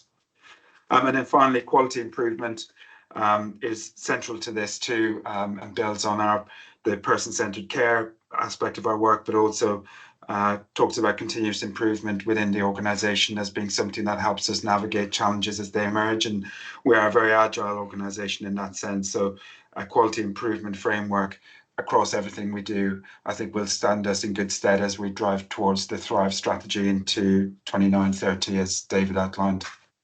So I'm asking the board to approve this plan. It will be a public document. It will go live on our website, and in due course, it'll be part of the statutory submission to Parliament. Thank you very much, Dave. Melanie, please. Well, at the risk of sounding boringly repetitive, I just wanted to commend Dave and everyone again on a really clear plan. And I think that what the plan does is also just remind us again of the complexity of the environment in which we work, the huge span of partnerships and engagement and opportunity that exists actually as we seek to help that shift towards the community and towards digital in particular. As always, you know, the proof of the pudding will be in the delivery, and I look forward to seeing at the continuing boards and potentially in some committees as we look at subsets maybe how we drive progress against this plan, and, you know, as always, challenging the method and the sort of process by which we actually as a board get a good assessment of progress and obstacles, and reflect that within our risk register and our assurance processes as well. So I look forward to seeing the plan come to life really throughout everything that we do in order to help us deliver it. Thank you, Melanie. Any other comments or reflections? Okay, is the board then happy to approve the annual plan as Dave has described? So we have two sort of complementary documents, our overall strategy and our annual plan. So thank you. I'll take that as an approval. And thank you, Dave, for talking us through that. And again, for all the work that's been done, that clearly needs to be recognised. So thank you. We move on then to our integrated performance section and start, first of all, with the AAA report from the Performance Committee. So Judith, please. Thank you very much. I'll take the report as read. I'll just highlight a couple of points from it for the board. Under advised, we again have the financial performance, which 3 weeks ago we were looking at month 10. Clearly, things have moved on from that, and we're potentially looking at month 11. However, we had an improved run rate, and we had, and we had an improvement in agency spend as well, which had a very positive impact on our financial performance. The finance team continue to work on the value programme, and although there is a small gap remaining, there is some optimism that that will be closed. Now, if I may just say at this stage that there was a discussion during the committee whether we should not have the financial performance both under advised but also at Celebrate outstanding, because of the absolutely sterling work that the entire organisation and the finance team specifically have done to bring us to this stage. However, at the plea of Paul, we a little bit of superstition thrown in there. He said, we're not quite there yet, so let's just wait. But I just wanted to recognise, I want at this level in public, the sheer amount of work that has gone into the work so far. Under advised, we also have the Green Plan refresh.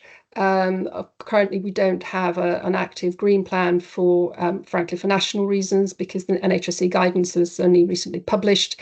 However, the exciting plan is that there is a project plan in place to refresh the green plan, and that both the Chief Medical Officer and the Chief Nurse will be involved to really get a bottom-up approach and buy-in from our staff to ensure successful delivery. And I'm certainly very much looking forward to seeing that. Under Assure, we heard a very detailed update from the Integrated Organisational Report, which I will not address because that's the next paper on the agenda.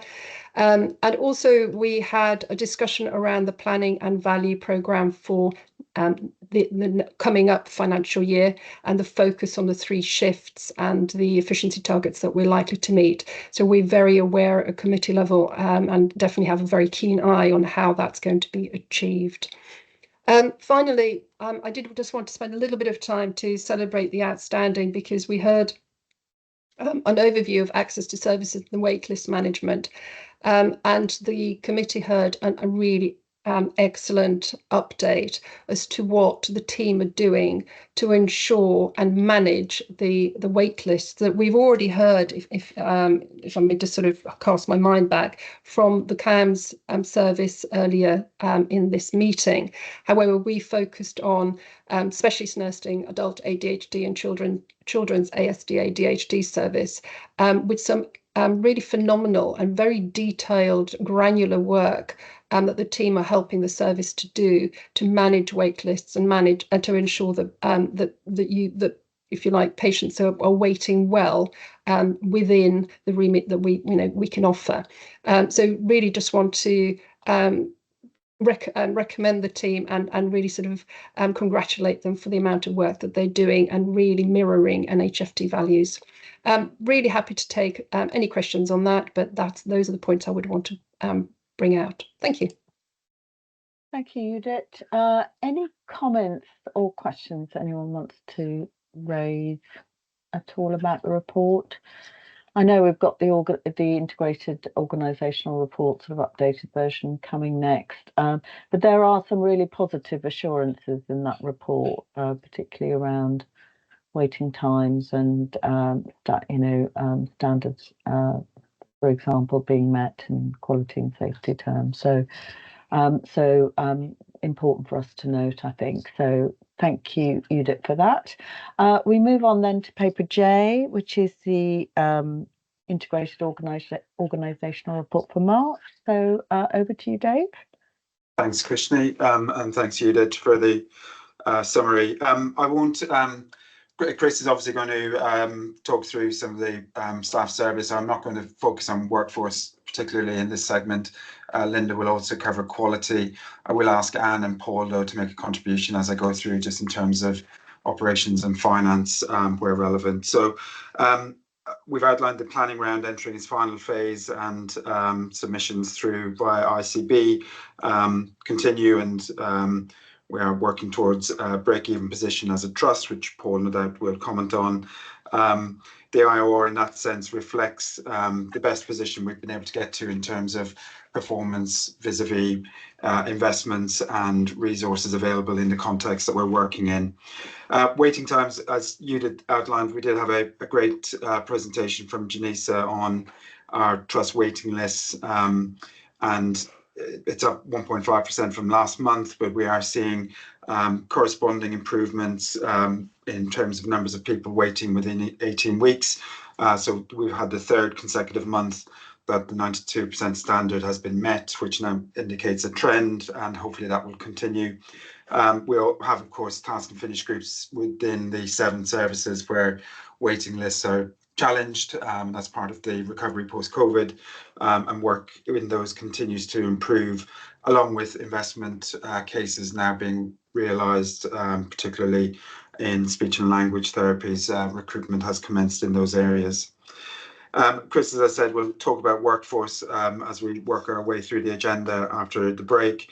Quality and safety, we are seeing within control limits, patient safety instances remaining in that space, and all significant incidents being reviewed through the ROSE process, which is our review of significant events, with a response plan scheduled for review in June 2025, which will give us and Quality Committee an opportunity to review the implementation period that we've had with the patient safety incident framework.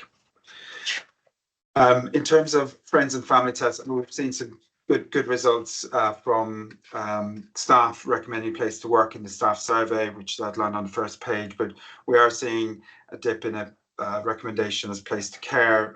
It hasn't reached a trend as yet, so we are monitoring that very carefully, and we've got a number of actions in place to understand that and get ahead of any issues, and crucially get the deployment of Equivia across the organisation widely adopted, because that has the biggest impact in terms of the empirical nature of the data that we look at. So work continues on that, and that is a focus for us over Q1 going into next year. In terms of finances, we've obviously had discussions earlier this week in relation, last week rather, on Friday, in relation to the system financial plan. We continue to forecast a delivery against our finance plan, and we're entering into 25-26 with a break-even plan, albeit with a significant cost improvement programme underpinning that, which we will be getting underway and continuing, frankly, as I said, on a weekly basis through the value programme. In terms of children and adults care, we've had 5.7% of our wait list. The benchmark is slightly lower at 5.5%. We're continuing to see improvements in that area, particularly in eating disorder services, and we will be looking to make sure that's a consistent approach into 25-26, and that's outlined in the plan which we just reviewed. The integrated response team continued to make great strides, and this is such a significant contributor to the system pressures in relation to supporting EMAS and the front door of A&E with community intermediate care-based services, and to have a response rate at 83% in February, again, is just a really strong indication of how our services support wider health services within the Northamptonshire system. Equally, our length of stay work both in adult community beds and in our mental health beds is showing great gains in that sense, and we've put into our plan a consistent expectation that we would get within benchmarks for length of stay across those services, and you can see the trajectory that we forecast. And again, that's so important to the value programme piece of work, because where we're able to provide people with a bed locally, that avoids us having to expend resources, financial resources, in out of area beds. And of course, care is better for people. They're closer to home and in their familiar environment. So that's a really critical part of our plans going forward. Mental health, learning disability, and autism and security services. Again, these are detailed strongly in the plan in terms of the work that we're doing. Critical focus for us over Q1 are outcomes and SNOMED reporting, so that data quality within those services. And that's really important because productivity is going to be an absolute must-do, as we know, into 25-26. So the stronger and better quality our data is, the better able we are to assess whether our services are being productive in line with expectations. So again, we're on this, and it's, as I say, a focus for Q1 across all service areas. I'll pause there, Christian. Maybe if I could just take a moment just for Anne, if you anything particularly you wanted to draw to the board's attention, and equally Paul in terms of finances. Yeah, I was just going to raise just on that productivity bit. I think we've done a lot of work on waitlist management, as was described in the performance committee and Joe's reference in the comments, and this very well prepared work, we're looking to model that into some more productivity sessions.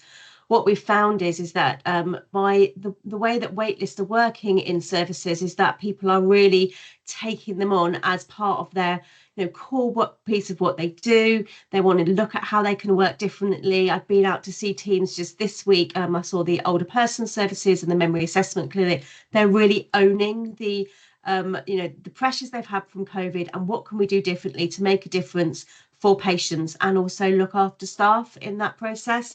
So we'll be hearing more about that alongside our waitlist management, and Janice is going to be taking a lead on that for us, which I think is a really good next step for her. Thank you, Anne. Paul, did you want to come in as well?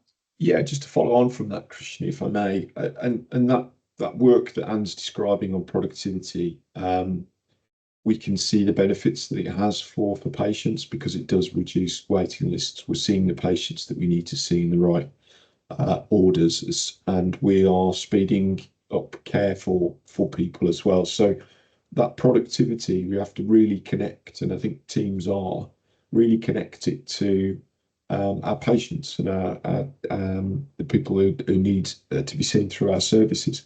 What that does, of course, is then contributes to the savings programme as well through 25-26.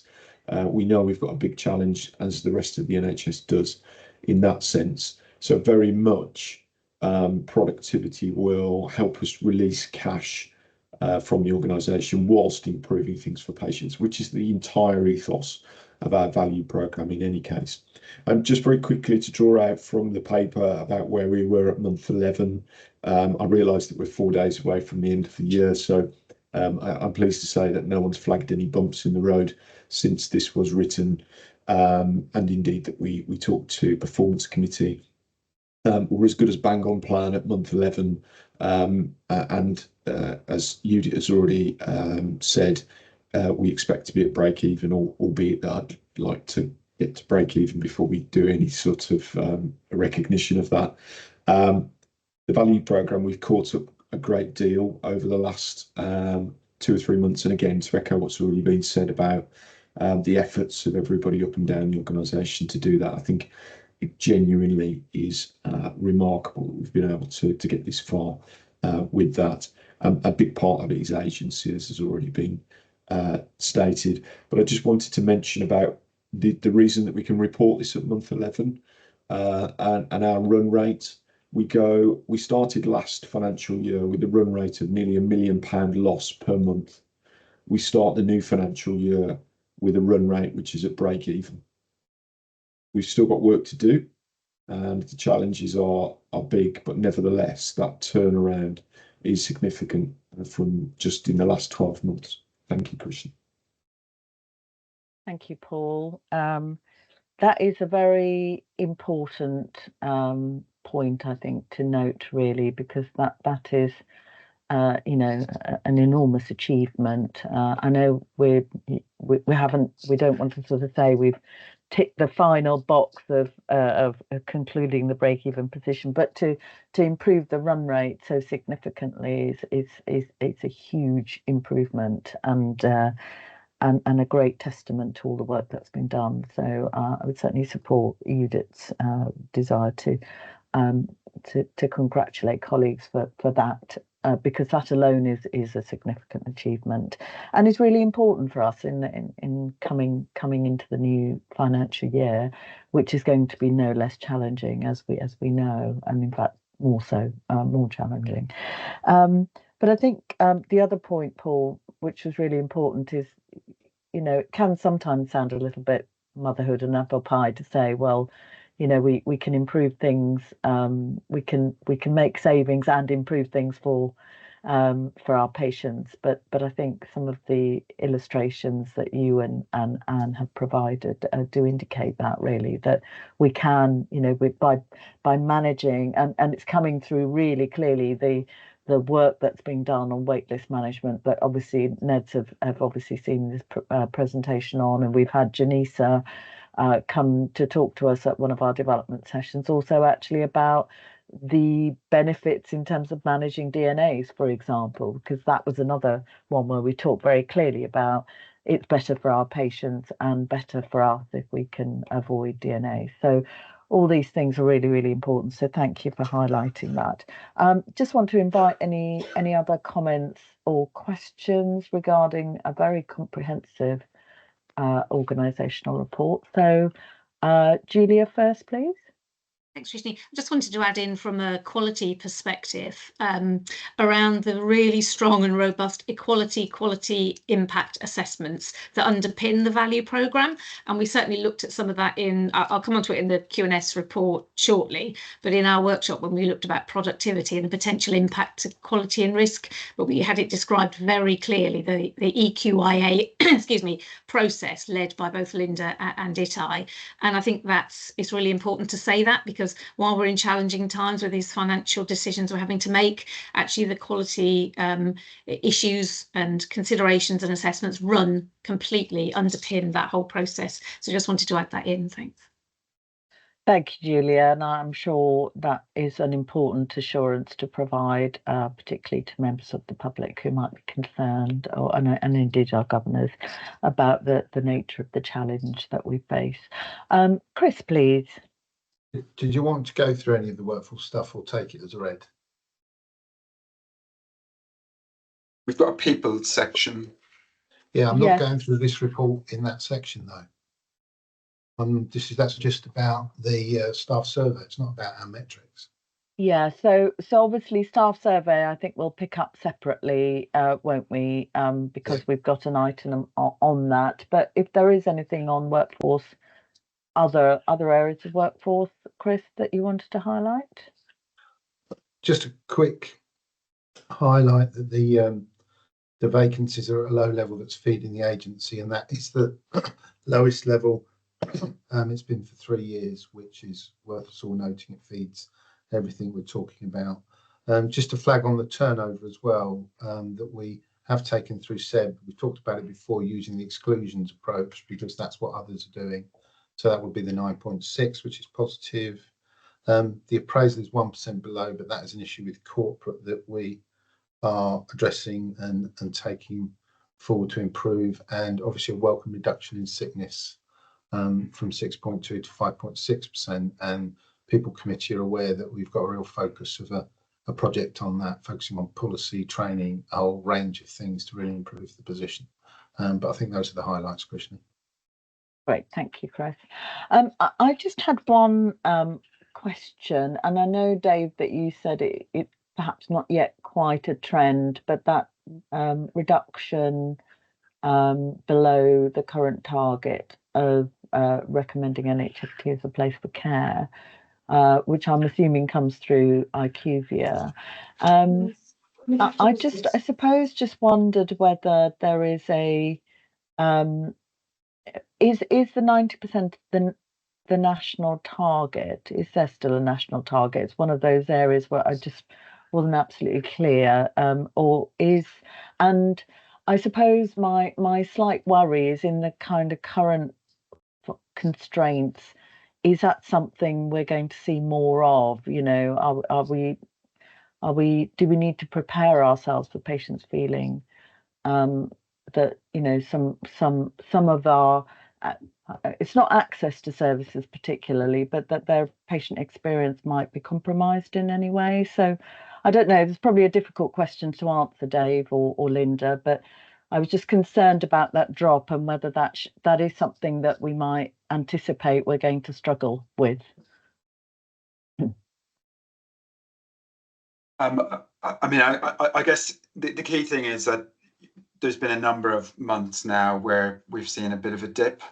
So the trend, even if the target is slightly different, the trend is the thing that we kind of need to understand what's moving that.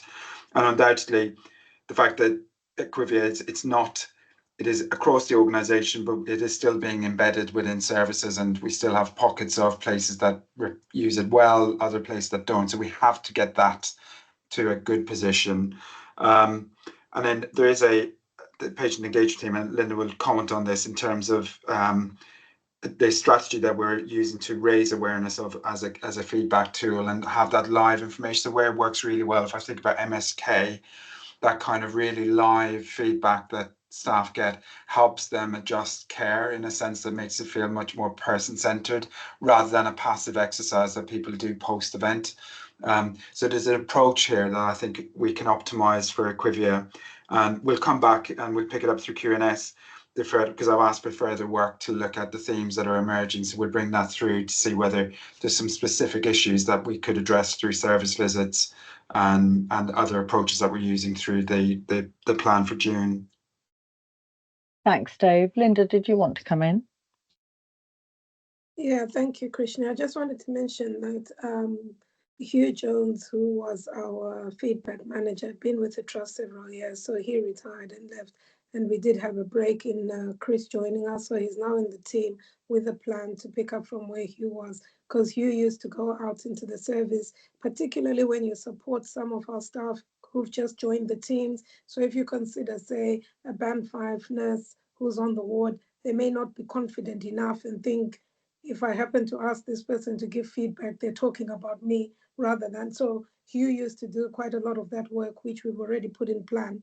Additionally, we recognize that QR codes are very popular as a method of giving us feedback. So we're just going out, even on our service visits, just to look to see that those QR codes are visible for patients and users of services, because we've seen that there's a real uptake in feeding back in that way, whilst we do the further rollout of SMS text messaging. So we do have a plan in place. We are monitoring this and absolutely recognize that we have had a dip. However, the messaging around us getting feedback is going right around the organization. Patients, staff, lived experience experts, everyone is starting to understand why we require to capture that feedback, and that all feedback is feedback that supports us to run effective, safe, good quality of services. So we really value the feedback that we receive, but we do have a plan, and we'll go back to Quality and Safety Committee to provide that assurance. Thank you, Chair. Thank you. That's helpful, I think, to just get some assurance around the actions that have been taken and noting the work that's ongoing to, I guess, increase uptake and make sure we've got the as broad a range of feedback across all our services as we can get. And the important point, I think, is the responsiveness then to the feedback of individual services. And certainly I was aware that Hugh had retired. He was certainly very active in that space, wasn't he? So it is important that we continue that work, because it is a really helpful tool, as you've described, both Linda and Dave. So thank you. So the board is asked to just note the report and review performance areas of risk, which we've done. I think that brings us to the close of our integrated performance section. So I make it just 11:26. So if we can take 10 minutes to have a short comfort break and be back together at around 11:35, that would be great. And we can continue with our meeting. Thanks, everybody. Thanks, Krishna.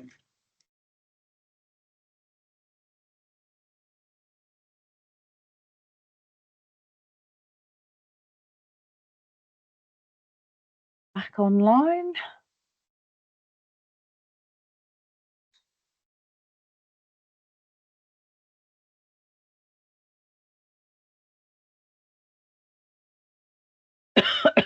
Excuse me.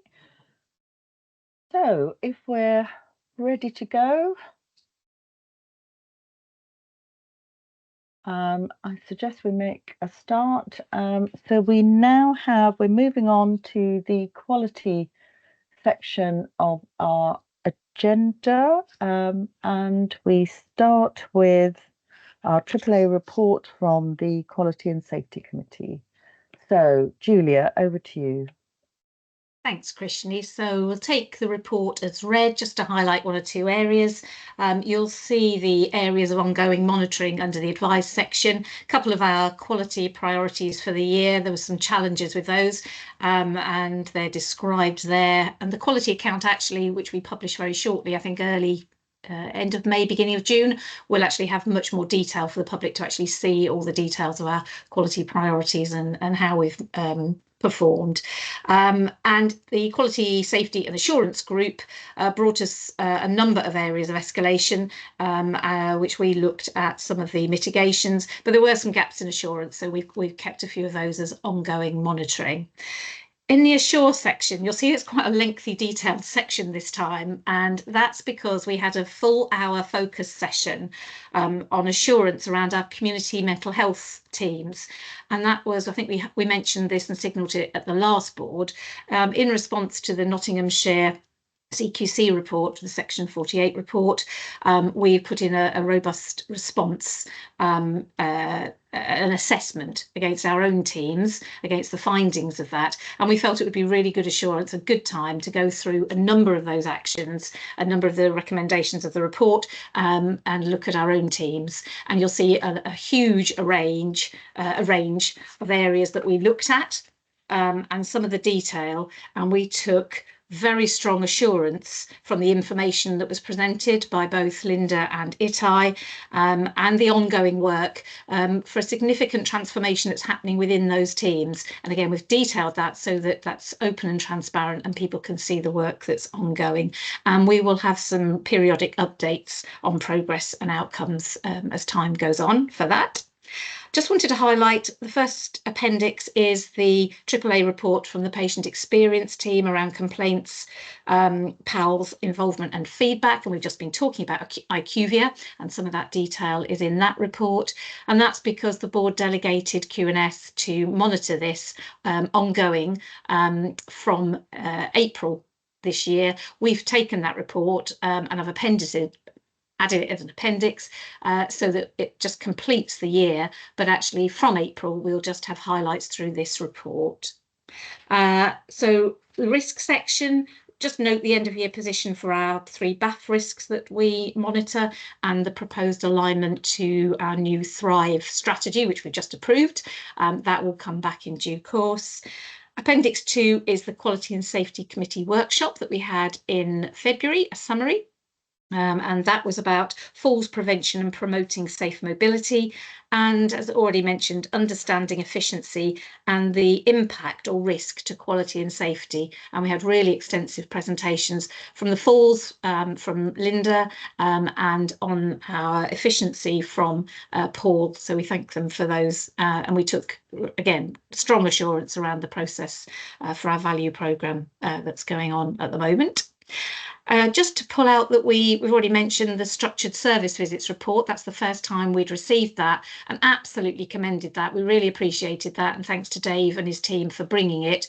And we recognise that it's a maturing report. He was very welcoming of some suggestions going forward to improve it. And it's going to be a key triangulation point, I think, for us, not only for Quality and Safety Committee, but for other committees across the Trust, to be able to bring formally some of that feedback, themes and trends from visits, and also to then proactively look at service visits going forward and where we could focus our efforts and energies, particularly from a quality and safety point of view.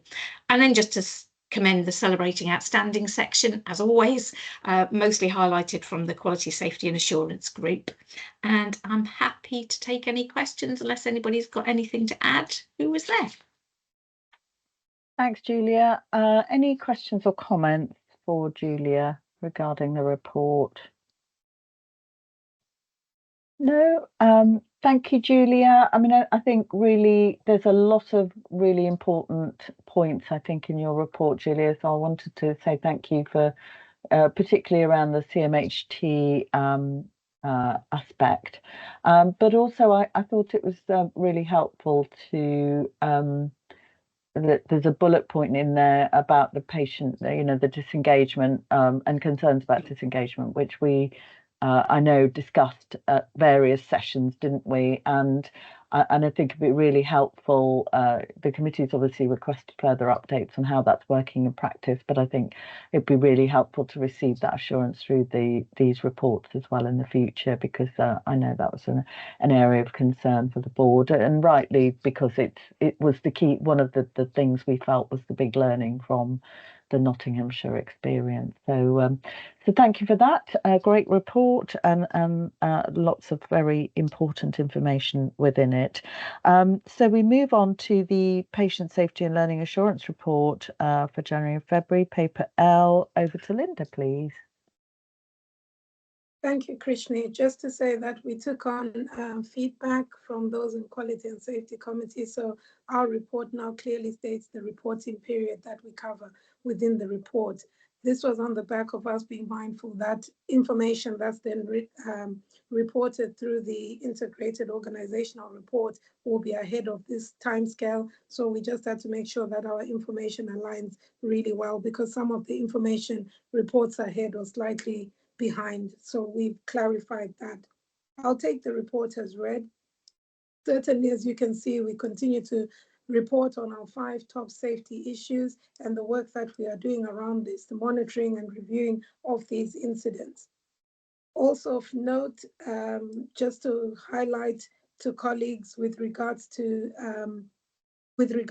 patient safety incidents, as you'll see, we're still monitoring with regards to violence and aggression, which was discussed widely in previous sessions, even in our Quality and Safety Committee, but seeing a reduction in those incidents rather than a steep increase. Wanted to just make a note of the work that we have done through our review of serious events, significant events forum, where we've provided information on our cases that have been presented to the forum and the outcomes of those. So we've actually given you a summary of that, where there's been no further review that's directed, and those where there's a patient safety incident investigation that's been directed, structured judgment review. We've given you information on that within the reports. Further work is being done, and as Dave mentioned earlier, we are due to review our PSIRF plan, which we launched now and has been operating for a year. Also, we've been part of the research that has been carried out nationally to review the impacts of PSIRF. This was directed by researchers from Leeds University, and as we were one of the early adopters, we've been part of that too. I'm asking the board to note the report and also be assured around the work that we're doing. Special mention of Patient Safety Awareness Week, which we had in March. So that will be reported certainly in the next report, but didn't want to miss an opportunity of sharing this. And a huge thanks to our comms team who supported us in actually raising awareness of that throughout the week, which was the 9th to the 15th of March. Also wanted to mention that within NHFT, we did have 3 staff were nominated to participate in the NHS England Level 3, Level 4 Patient Safety Syllabus training, which was delivered by Loughborough University. So myself and Richard Amponsa have successfully completed the program, over 100 hours of study time, face-to-face days, and part of that program then we've done the learning around the tools that are used to support us to embed PSIRF. So I'm pleased to say I'm now a patient safety specialist for the organization. So I'm happy to take any comments, questions. Thank you, Chair. That's very positive, Linda. So congratulations, and that sounds like a lot of effort, but a very important focus. And thank you for investing the time in that. I think it's really important that you and Richard have taken that on. So thank you. So any questions or comments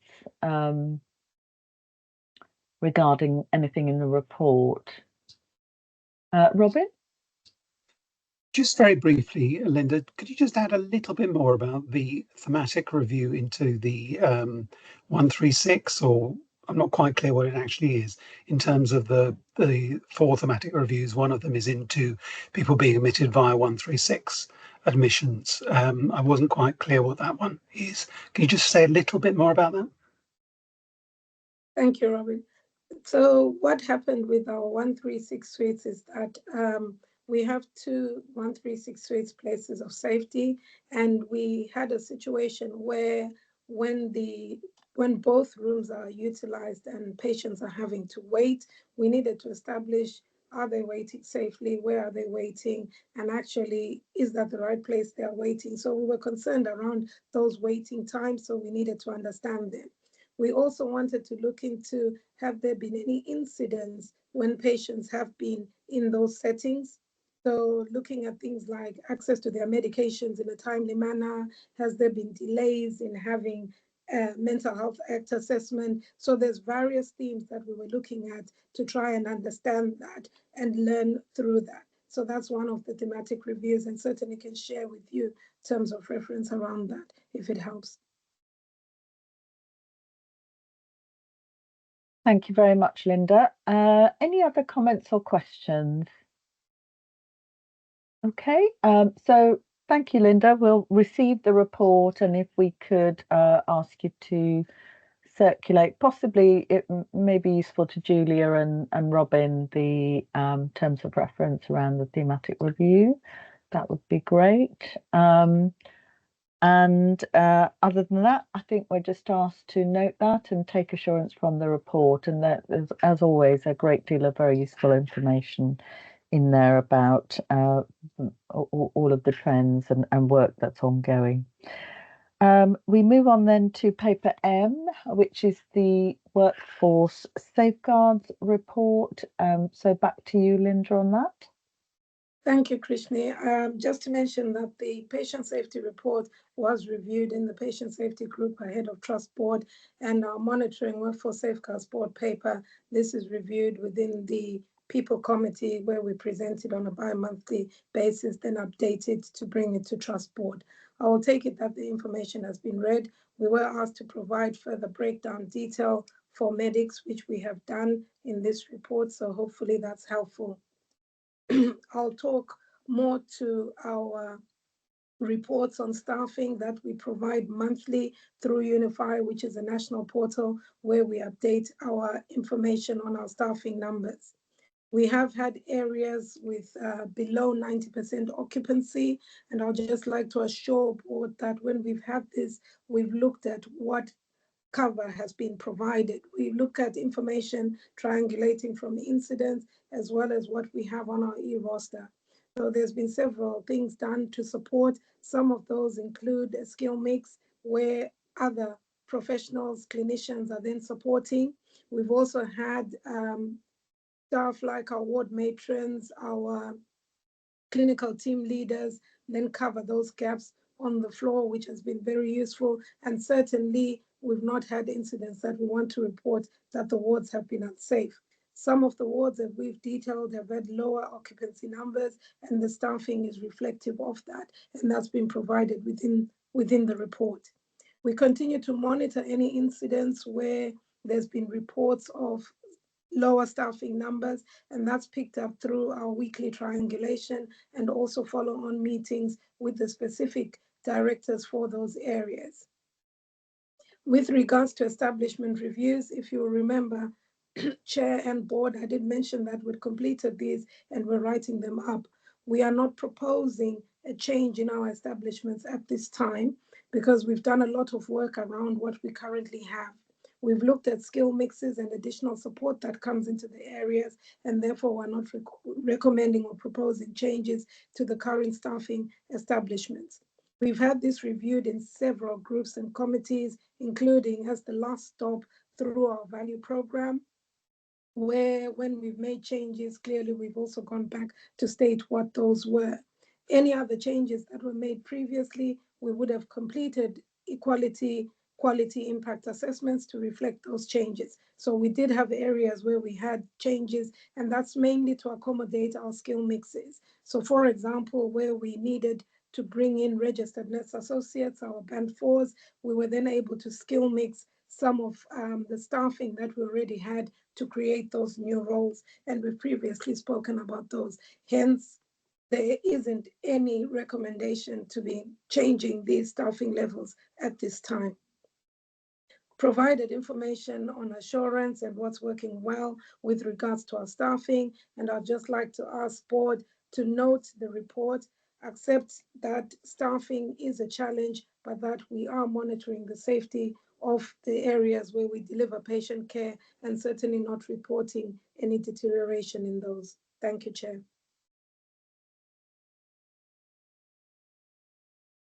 Thank you, Linda. Okay, a comprehensive report. Angela? Yeah, no, thanks, Linda.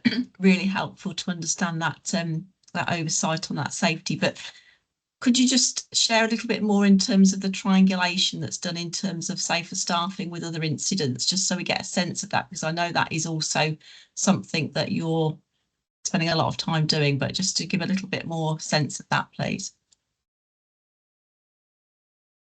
Thanks, Angela. So the triangulation that we complete includes various components. So we start to look at the staffing that was available. So what is it on the rota? We start to look at the skill of those staff, because that could actually affect how care is delivered.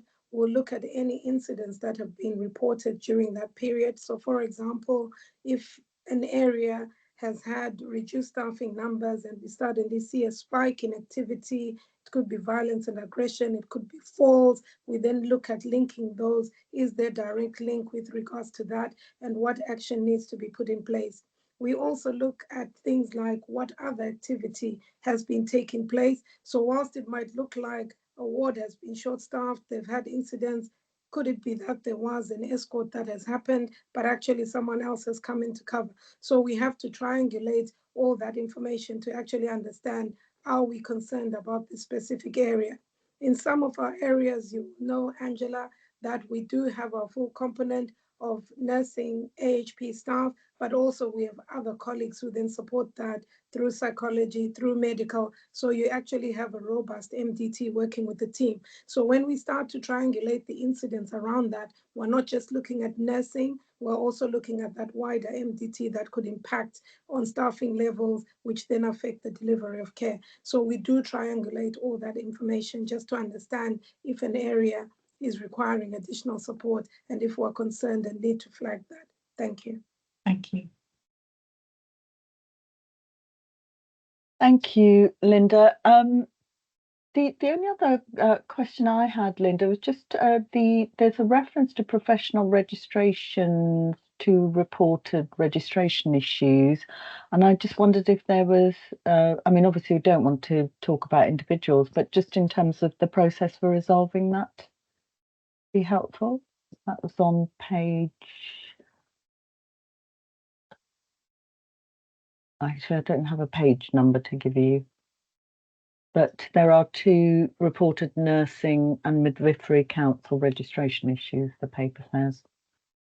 Yeah, so with regards to registration issues, Krishni, the ones that we've had reported here will be where the practitioner has not completed their paperwork, their re-registration in time. So the first one was with regards to their revalidation. So an extension was requested and agreed. So they'll still submit their paperwork and continue with their work. And that has been agreed till the 31st of March. The other person was someone who is under investigation for practice issues and actually chosen not to then re-register, which is not unusual when people are facing that. And sometimes it's a decision that some people make as a result of they're now leaving the profession or retiring, but certainly there's an ongoing investigation with regards to that. But all the staff that will have reported here will be supported. They will have received restorative supervision and certainly will continue to be supported through that process. So they're just not left when their registration has lapsed. Thank you. Thank you, Linda. That's really helpful. Thank you very much. Okay, so again, with this paper, we are really being asked to note the assurance being provided and obviously the processes that are there. And as Linda said, clearly this paper also goes to the People Committee for scrutiny. So, so thank you. In the absence of any other questions or comments, then we will just note that. So that concludes our quality section of our board agenda today, and we move on to people section. So first of all, the AAA from the People Committee, which I think Judith is presenting. Is that right? Indeed it is, yes. Thanks, Krishni. I had the pleasure of chairing the People Committee in February. I will take the report as read. I, again, will just draw out a couple of points. First of all, under alert, we have the agency spend report. Now, the report continues to be under alert because the amount of work that is required in relation to further reducing agency spend is a lot. In a short summary, and we have been very successful, however, at pushing down the spend for it on agency over the months. And in fact, we've been so successful that I did manage to persuade committee in this instance to also put it under Celebrate Outstanding, because the committee wanted to recognise the sheer amount of work that has gone into this project. Although we're not at the end of the year, I recognise that we have managed to split this into both alert and Celebrate Outstanding. Under advise, we have the workforce dashboard. The committee noted the positive outcome for training and appraisals, but sickness and continues to be long and short-term sickness continues to be a challenge, and there's a deep dive exercise that the team is currently undertaking to address this, including reviewing training around sickness and how to deal with it for managers. We had a discussion under Assure for retention and received an excellent update on the work that is being done around retention and retention rates for our staff using the Start Well, Stay Well, Leave Well framework, which I just wanted to mention under Assure. Under risks, we had a discussion around the wording for the two risks that the People Committee get assurance on, but clearly with the change of our strategy, there's going to be change in any event. Now, the last thing I just wanted to mention was another Celebrate Outstanding point, and that was in regards to workforce planning. The People Committee received an update on the work that is currently being done on workforce planning, and we received tons of assurance and we really sort of positively wanted to comment on the report, but also on the work being carried out, which really prioritises patient need and patient experience. And we have, in fact, the Trust has made significant reductions in agency as a direct result of this workforce planning. So again, just wanted to highlight this to the board, and the number of other items have already, within this AAA report, have already been mentioned here. So I will leave it at that, but happy to answer any questions, and I'll hand back to Tim at the next round. I hope he doesn't mind too much that I took over for one round. Thank you, Judith. Joe, please. Thanks very much, Judith. It may actually be a question for Chris rather than you, but on the deep dive on sickness, I mean, this is a theme that's reoccurring. You know, it was in the previous paper, it's been in certain papers in the pack today. Just in terms of the scope of that deep dive, because certainly on service visits, there is a thread coming through about how our policies, not just in terms of management training, how our policies are restricting the manager's ability to deal with sickness. And I just wondered, Chris, whether that was something that was being dealt with in the deep dive, just to review and a refresh of the policies that we operate. Yeah, yes, Joe. So if we start with policy, we've done a deep dive into the cases, and I think it's clear that the policy isn't actually structured in the best way at the moment. That's being revisited to rewrite that, to support it.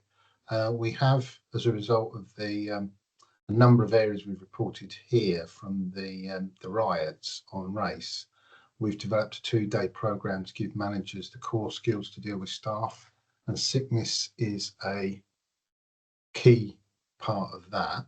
And we are working with the managers. We've got very good feedback about that and how people really need to focus on the informal sections. We've also discussed how managers are using Occy Health, and that maybe they're not understanding the role of Occy Health as well as they could, which ties in with our review of that.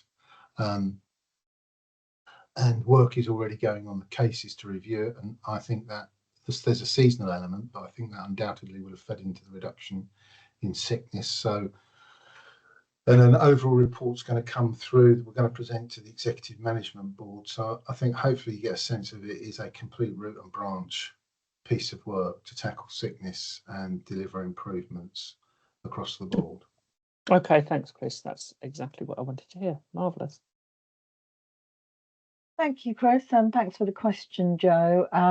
Yeah, I mean, clearly there's a lot of work ongoing around recruitment and retention, but in terms of agency use, there is always a risk, isn't there, that sickness absence will drive agency use. So obviously, improving that can make a material difference in terms of that expenditure.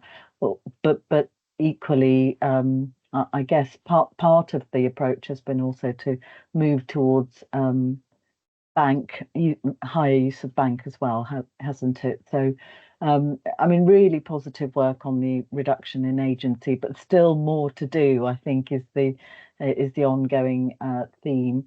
I was interested also to see sort of the comments around workforce planning and the work that has been done on that, because I think one of the challenges we've seen more generally around NHS organisations is our ability to triangulate sort of activity, finance and workforce.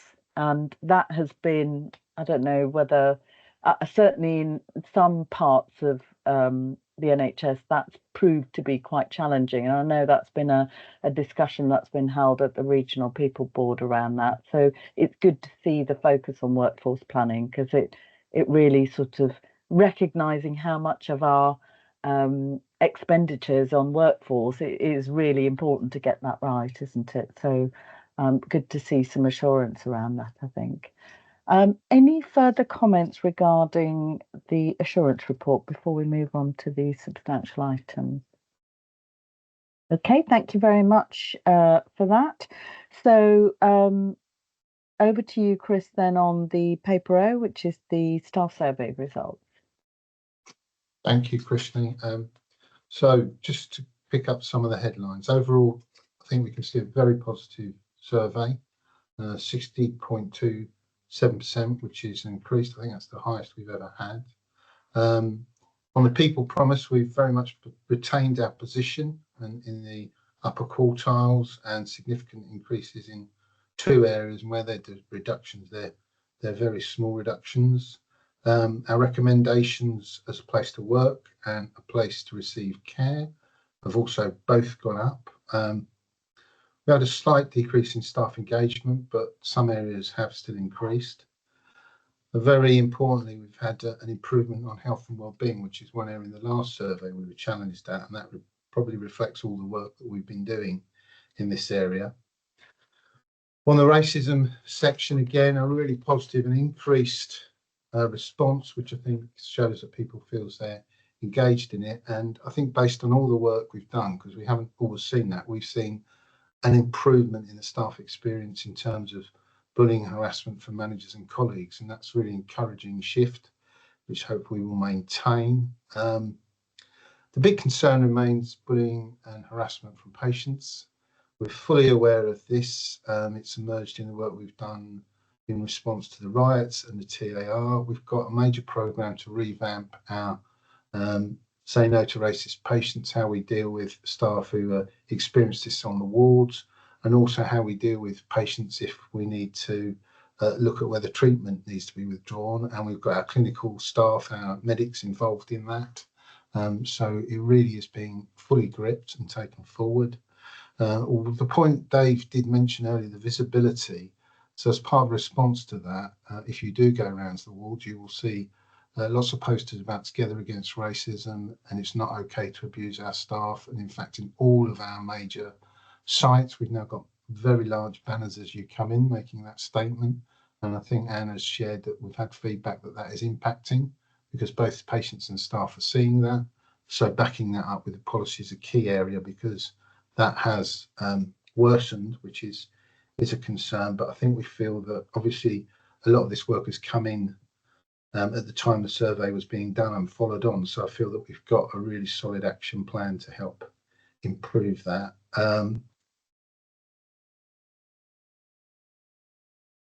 On the WDES, again, staff feeling about lower levels of harassment and bullying.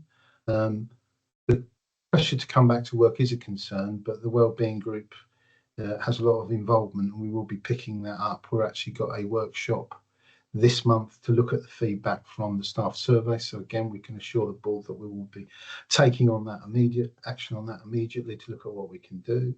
The bank staff again have increased in their terms of positive response on the trust as a place to work and to receive care. And we will be working on some key issues for the bank staff.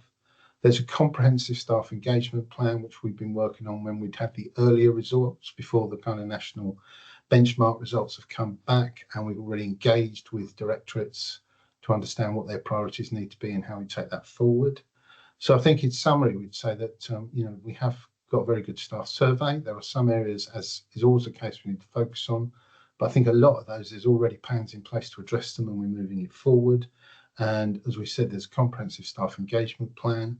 So we'd hope, we would recommend to the board they can take assurance from the staff survey and support the staff engagement plan to take this work even further forward. And I guess build on what we talked about earlier, to continue to develop our culture, which is what drives a lot of these positive responses.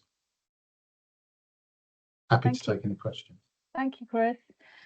Any questions regarding the staff survey results or comments for that matter? Julia, and then Melanie, please.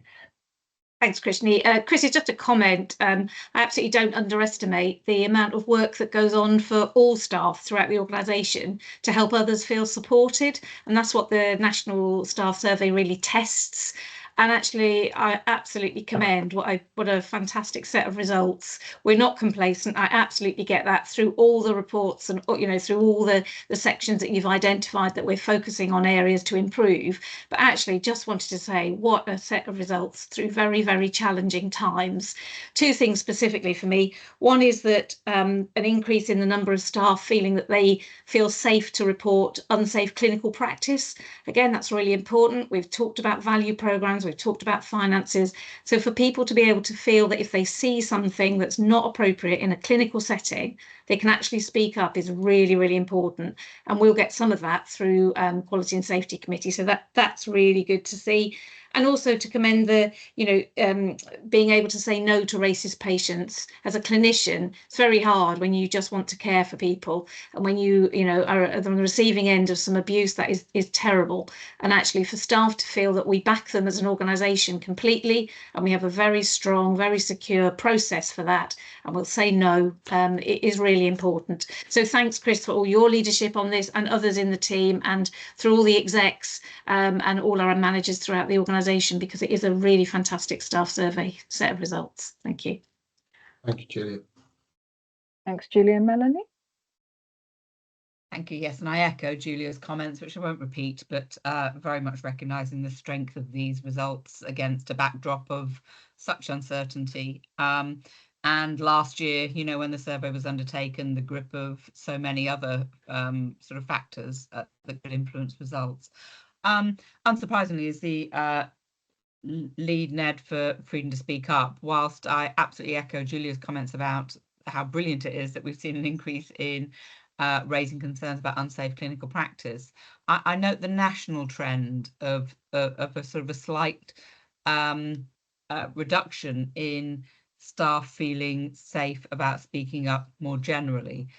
Which is echoed here as well, and I look forward to working with you, Chris, and sort of with Beth and the Freedom to Speak Up team around sort of understanding that and how we help to support staff to feel more confident, because within our culture and our trust environment, speaking up is so important. And it's important that we understand why staff should be beginning to feel more reticent, maybe. A very small reduction, I accept that. But even so, something that's really important to focus on. Yeah. Thank you. Thank you. Just one comment really from me. Obviously echoing other colleagues' comments about the positive set of results. Interestingly, the region did an analysis, which is purely based on staff engagement, which was covered at a chair's session. I wasn't actually there, but I received the slides afterwards. And it looked at all of the staff engagement scores based. I think it's a group of questions, isn't it, that make up the staff engagement score. So they were comparing that across various organisations and reporting the importance of that measure because of the sort of research, the Michael West and other research that shows the connection between the staff engagement scores and the quality of patient care. So and we were reported in that set of slides as the third highest for staff engagement in our peer group in the region, comfortably above the sector median across all of the whole of the mental health sector, but there had been a very slight drop in staff engagement in the mental health sector across the board. It's just that it wasn't regarded as statistically significant. But I thought it was important to mention that, you know, the focus that the region had on the staff engagement score in particular, and how well we compared actually in relation to other trusts in the same grouping. So that was that felt important. The one question I had, and also actually just some of those res results are important as well. I think it's important to note that. The one question I had, which is more a curiosity really, is that if I've understood it correctly, Chris, the bank survey results, people are more positive as a place for care or treatment and a place to work as bank than as substantive staff. Which is that normal? Is that the situation everywhere? So it's just slightly more positive, I think, on NHFT as a place for care and NHFT as a place to work from bank staff than it is substantive. Is that across the board for other organisations as well? Because I wouldn't have thought that. So I haven't seen those. I haven't seen those figures, Krishni, so I can't question that. I mean, it's hard to. The only thing is sometimes there is a thing statistically. I know this sounds really strange, but when you get, it can go either way. When you get a lower response, it can be the positive people responding, or it can be the negative people. So you might have a statistical thing there. But I think I think the thing is that we are working very hard. I mean, we ran the bank conference 2 weeks ago, I think, which I can't think that many other trusts will be doing that. We gave bank staff a whole paid day off, and there were about 150 of them, and they raised issues we've got to pick up on, but they all were incredibly positive in what they were doing. And I think what came out to me, and Angela's talked about this, we've got to really think about our bank staff not as bank staff, but as people sort of choosing flexible working. And I think we've got to do more work on that, because I think that's clearly something that they all think, and some of them are very loyal and work with us a lot of the time, almost permanently on bank, but they're still on bank. So I think there are some things to unwrap there, Krishna. Yeah, thank you, Chris. I mean, you're right. Of course, the response rate is not as representative as the substantive staff response rate, which was absolutely fantastic this year. So that may be a factor, and I think it's really important, the point about, you know, we need a flexible workforce. Actually, it's helpful to have a flexible workforce, isn't it? That isn't agency, and it is a point we've made at the Regional People Board that it's really important, because I think there was a bit of a focus on, you know, the increasing use of bank, and a bit of a concern from the centrally that it was actually driving up the use of bank in a way that was unhelpful. And I think a lot of people made the point that actually having a bank workforce can be really, really positive, and it is often very diverse, a bank workforce, and there is a danger in driving that down in a way that is unhelpful to us. So useful comments there and reflections. Thanks, Chris. Tim? Yeah, just a couple of things. Firstly, great set of results and well done to the team. That's amazing. Just on that bank point, we did some work last year because in our organisation we saw exactly this point that bank staff scored us slightly more favourably. They pointed to two specific things. One of which was they appreciated us as an employer offering them flexibility in their way they can work. And secondly, they were really keen to make the point that their care is no less good than the quality of those who are full-time staff, and were really scoring as a result of that. But those specifically came out last year for us. So I think it's a theme coming through if you engage them well. Thanks, Tim. That's really helpful. Judith? Thanks, Krishni. Very good result. Definitely celebrate that. I'm specifically focusing on increased responses from our ECM colleagues, and also welcome the continued work with our staff with regards to saying no to racist patients, to combat the abuse that staff continue to receive from patients. So welcome that. Thank you very much. Thanks, Judith.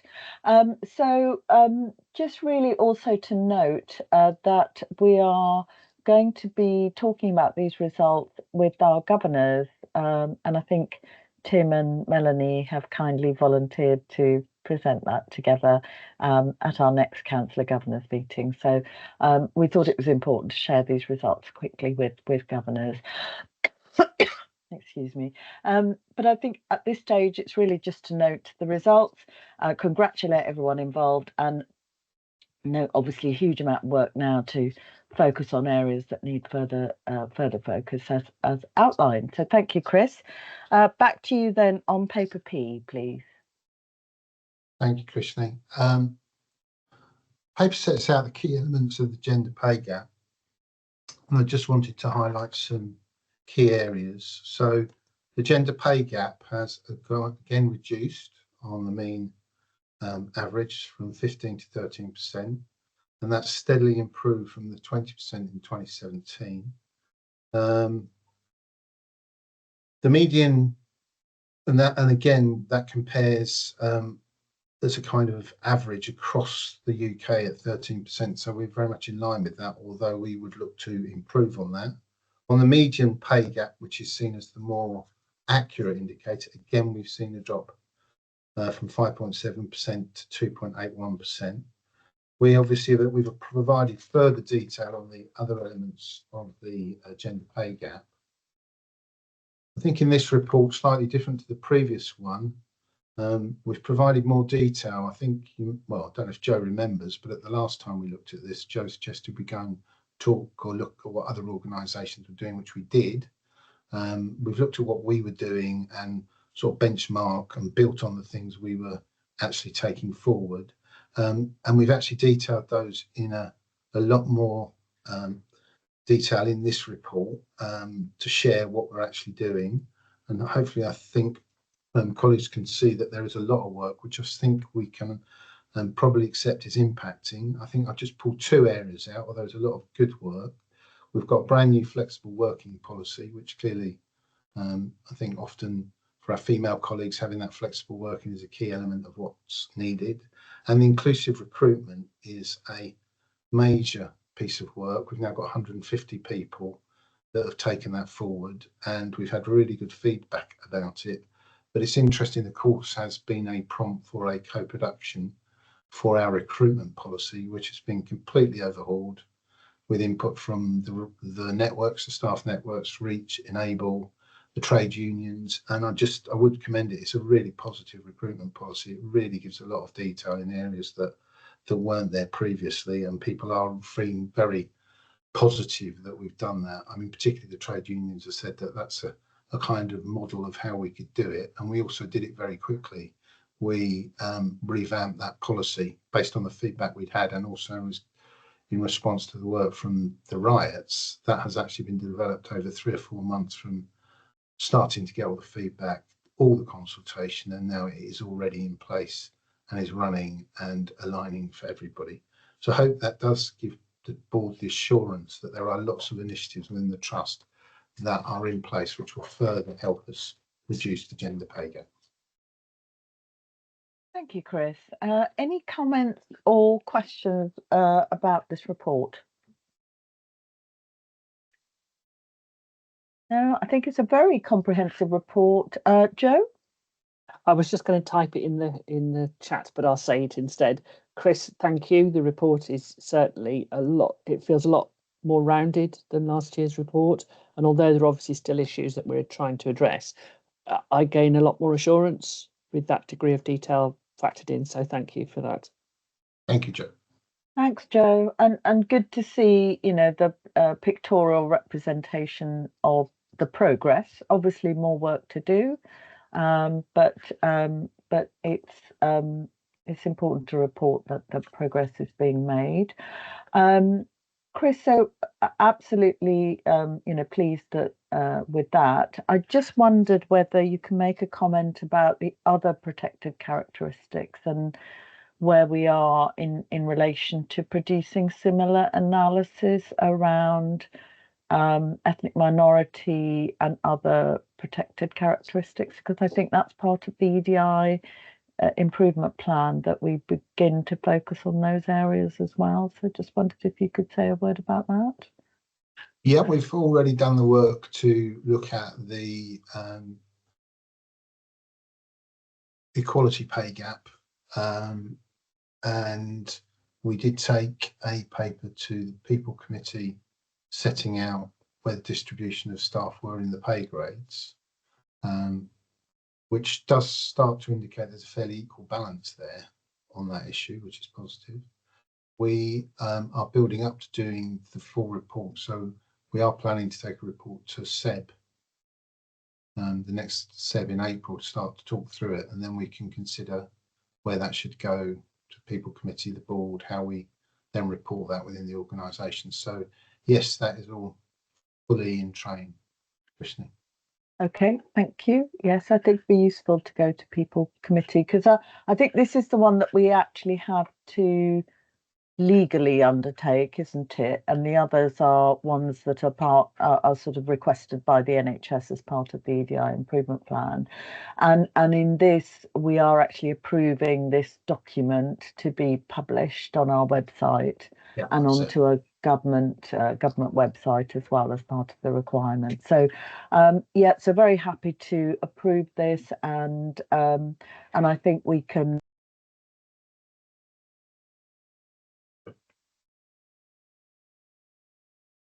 You're on mute, Krishni. Yeah, you've suddenly muted accidentally. Sorry, accidental muting there.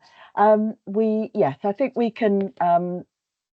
We'll certainly receive this report and approve it for submission, but also I think it would be helpful to receive it further information about the other areas, the other protected characteristics, to the People Committee. So thank you very much. Okay, we'll close that item there. So moving on to the governance assurance section, we've got our AAA report from the Audit Committee. So over to you, Duncan. Yes, thank you. Like others, I'll just pull out a couple of points from the report.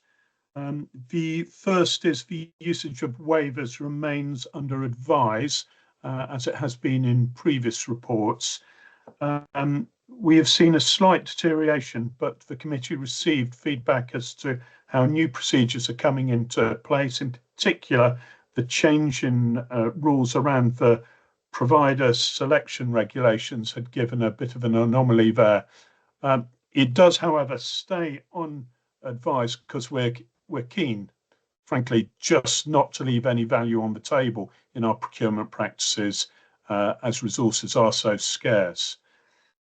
Moving on, we had good comprehensive reports from the anti-crime colleagues, in particular outlining the work that's going on with the National Fraud Initiative and the work with the Cabinet Office, and received the plans going forward from both counter-fraud and anti-crime. Our internal audit colleagues presented, in particular, 2 reports, of which there were a couple of items of importance. They reflect their reports to us with recommendations under 3 headings: urgent, important and routine. There were no urgents, but just the 2 importance. The first of which was under the financial controls, where we had some issues that they identified on the overpayments of staff. We received assurance back from colleagues about the new processes with the HR2 forms to make sure that late notifications are being addressed. And the second was addressed earlier in the meeting about the risk management report, where essentially the issue there that the internal auditors were raising was the results of the change in the terms of reference of the committee, where it's taking on a greater role and responsibility for risk, and the assurance that the risk processes are working well within the trust as a whole, as opposed to overall looking at risk, which is the board's responsibilities. Last couple of issues, we had good updates from the internal auditors on where they are with their summary internal controls assurance report. I'll get my tongue around it in the end. And also the head of internal audit opinion. Both of those pieces of work are on track, and it was really pleasing actually to note that there had been no limited assurance reports so far this year from the internal auditors. So that was really, really good. Grant Thornton told us that everything was on track with their work. It's a busy time of year for the technical accountants and the auditors getting everything ready for the end of year audit. And we're pleased to have worked together with Richard and Paul to make sure that we've got plenty of time in our timetable this year, where the committee will take a review, a detailed review of the audits report and the annual accounts. That's scheduled in for the 12th of June with the ISA 260 report that the board undertakes on the 19th. And then finally, Dave provided us with a really comprehensive and good review on the risks emerging on AI and how the trust is working on that. I'm happy to take any questions. Thank you, Duncan. Really helpful, and particularly good to hear that there have been no limited assurance reports. I think that's really important for the board to recognise. Any questions on anything in the report, or any further comments from any other members of the committee or board members? No? Okay, thank you very much. So we'll note that report. Thank you, Duncan. And we move on then to the joint working group highlight report, which is over to Julia as co-chair with Faisal. Thank you. Thanks, Krishni. So just to say, take the report as read.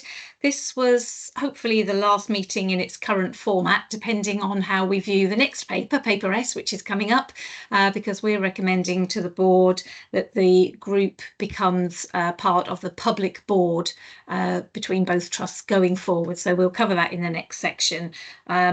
But this meeting particularly covered the journey of the group from 2019 to current day, from being a buddy trusts to being in a group model with Leicester Partnership Trust, and we looked at the key achievements across shared priorities. And David Williams gave a great story around some of those achievements, and we felt that was really important to celebrate what we've done so far. So thank you for that, David. And we said actually that needs sharing much wider, and I think that's the plan, that we help people understand the journey that we've been on together with both organisations. Just to say that some elements from the programmes obviously will continue. It's not they're stopping, it's just how we look at them and how we monitor them through hopefully the joint board format. One really welcome addition this time was some performance information from both trusts on similar areas of service delivery, and we felt that was really helpful, almost like a little mini benchmark exercise, and we're going to take that forward, I think, through to the joint board and some areas to look at in the future. And then just lastly to say, just wanted to acknowledge not just the formal arrangements and partnerships and relationships that have happened through this arrangement with LPT, but also the informal relationships that have built. And we've heard so many stories through the programmes over the last couple of years of how clinicians and others have jointly worked together on all sorts of areas, and it's had a hugely positive impact for not only for the staff, but also for patients, service users, and actually our communities. So just wanted to acknowledge that as part of this possibly last report from the Joint Working Group. Happy to take any questions or comments. Thank you, Julia. Any questions or comments on that? Judith. Thank you. Just really an observation that I've only recently started attending the JWG, and I've really seen a change, and to understand the work that is going on across the two trusts has been really valuable. So I'm looking forward to this new development that will actually make it much more public as to what is being done.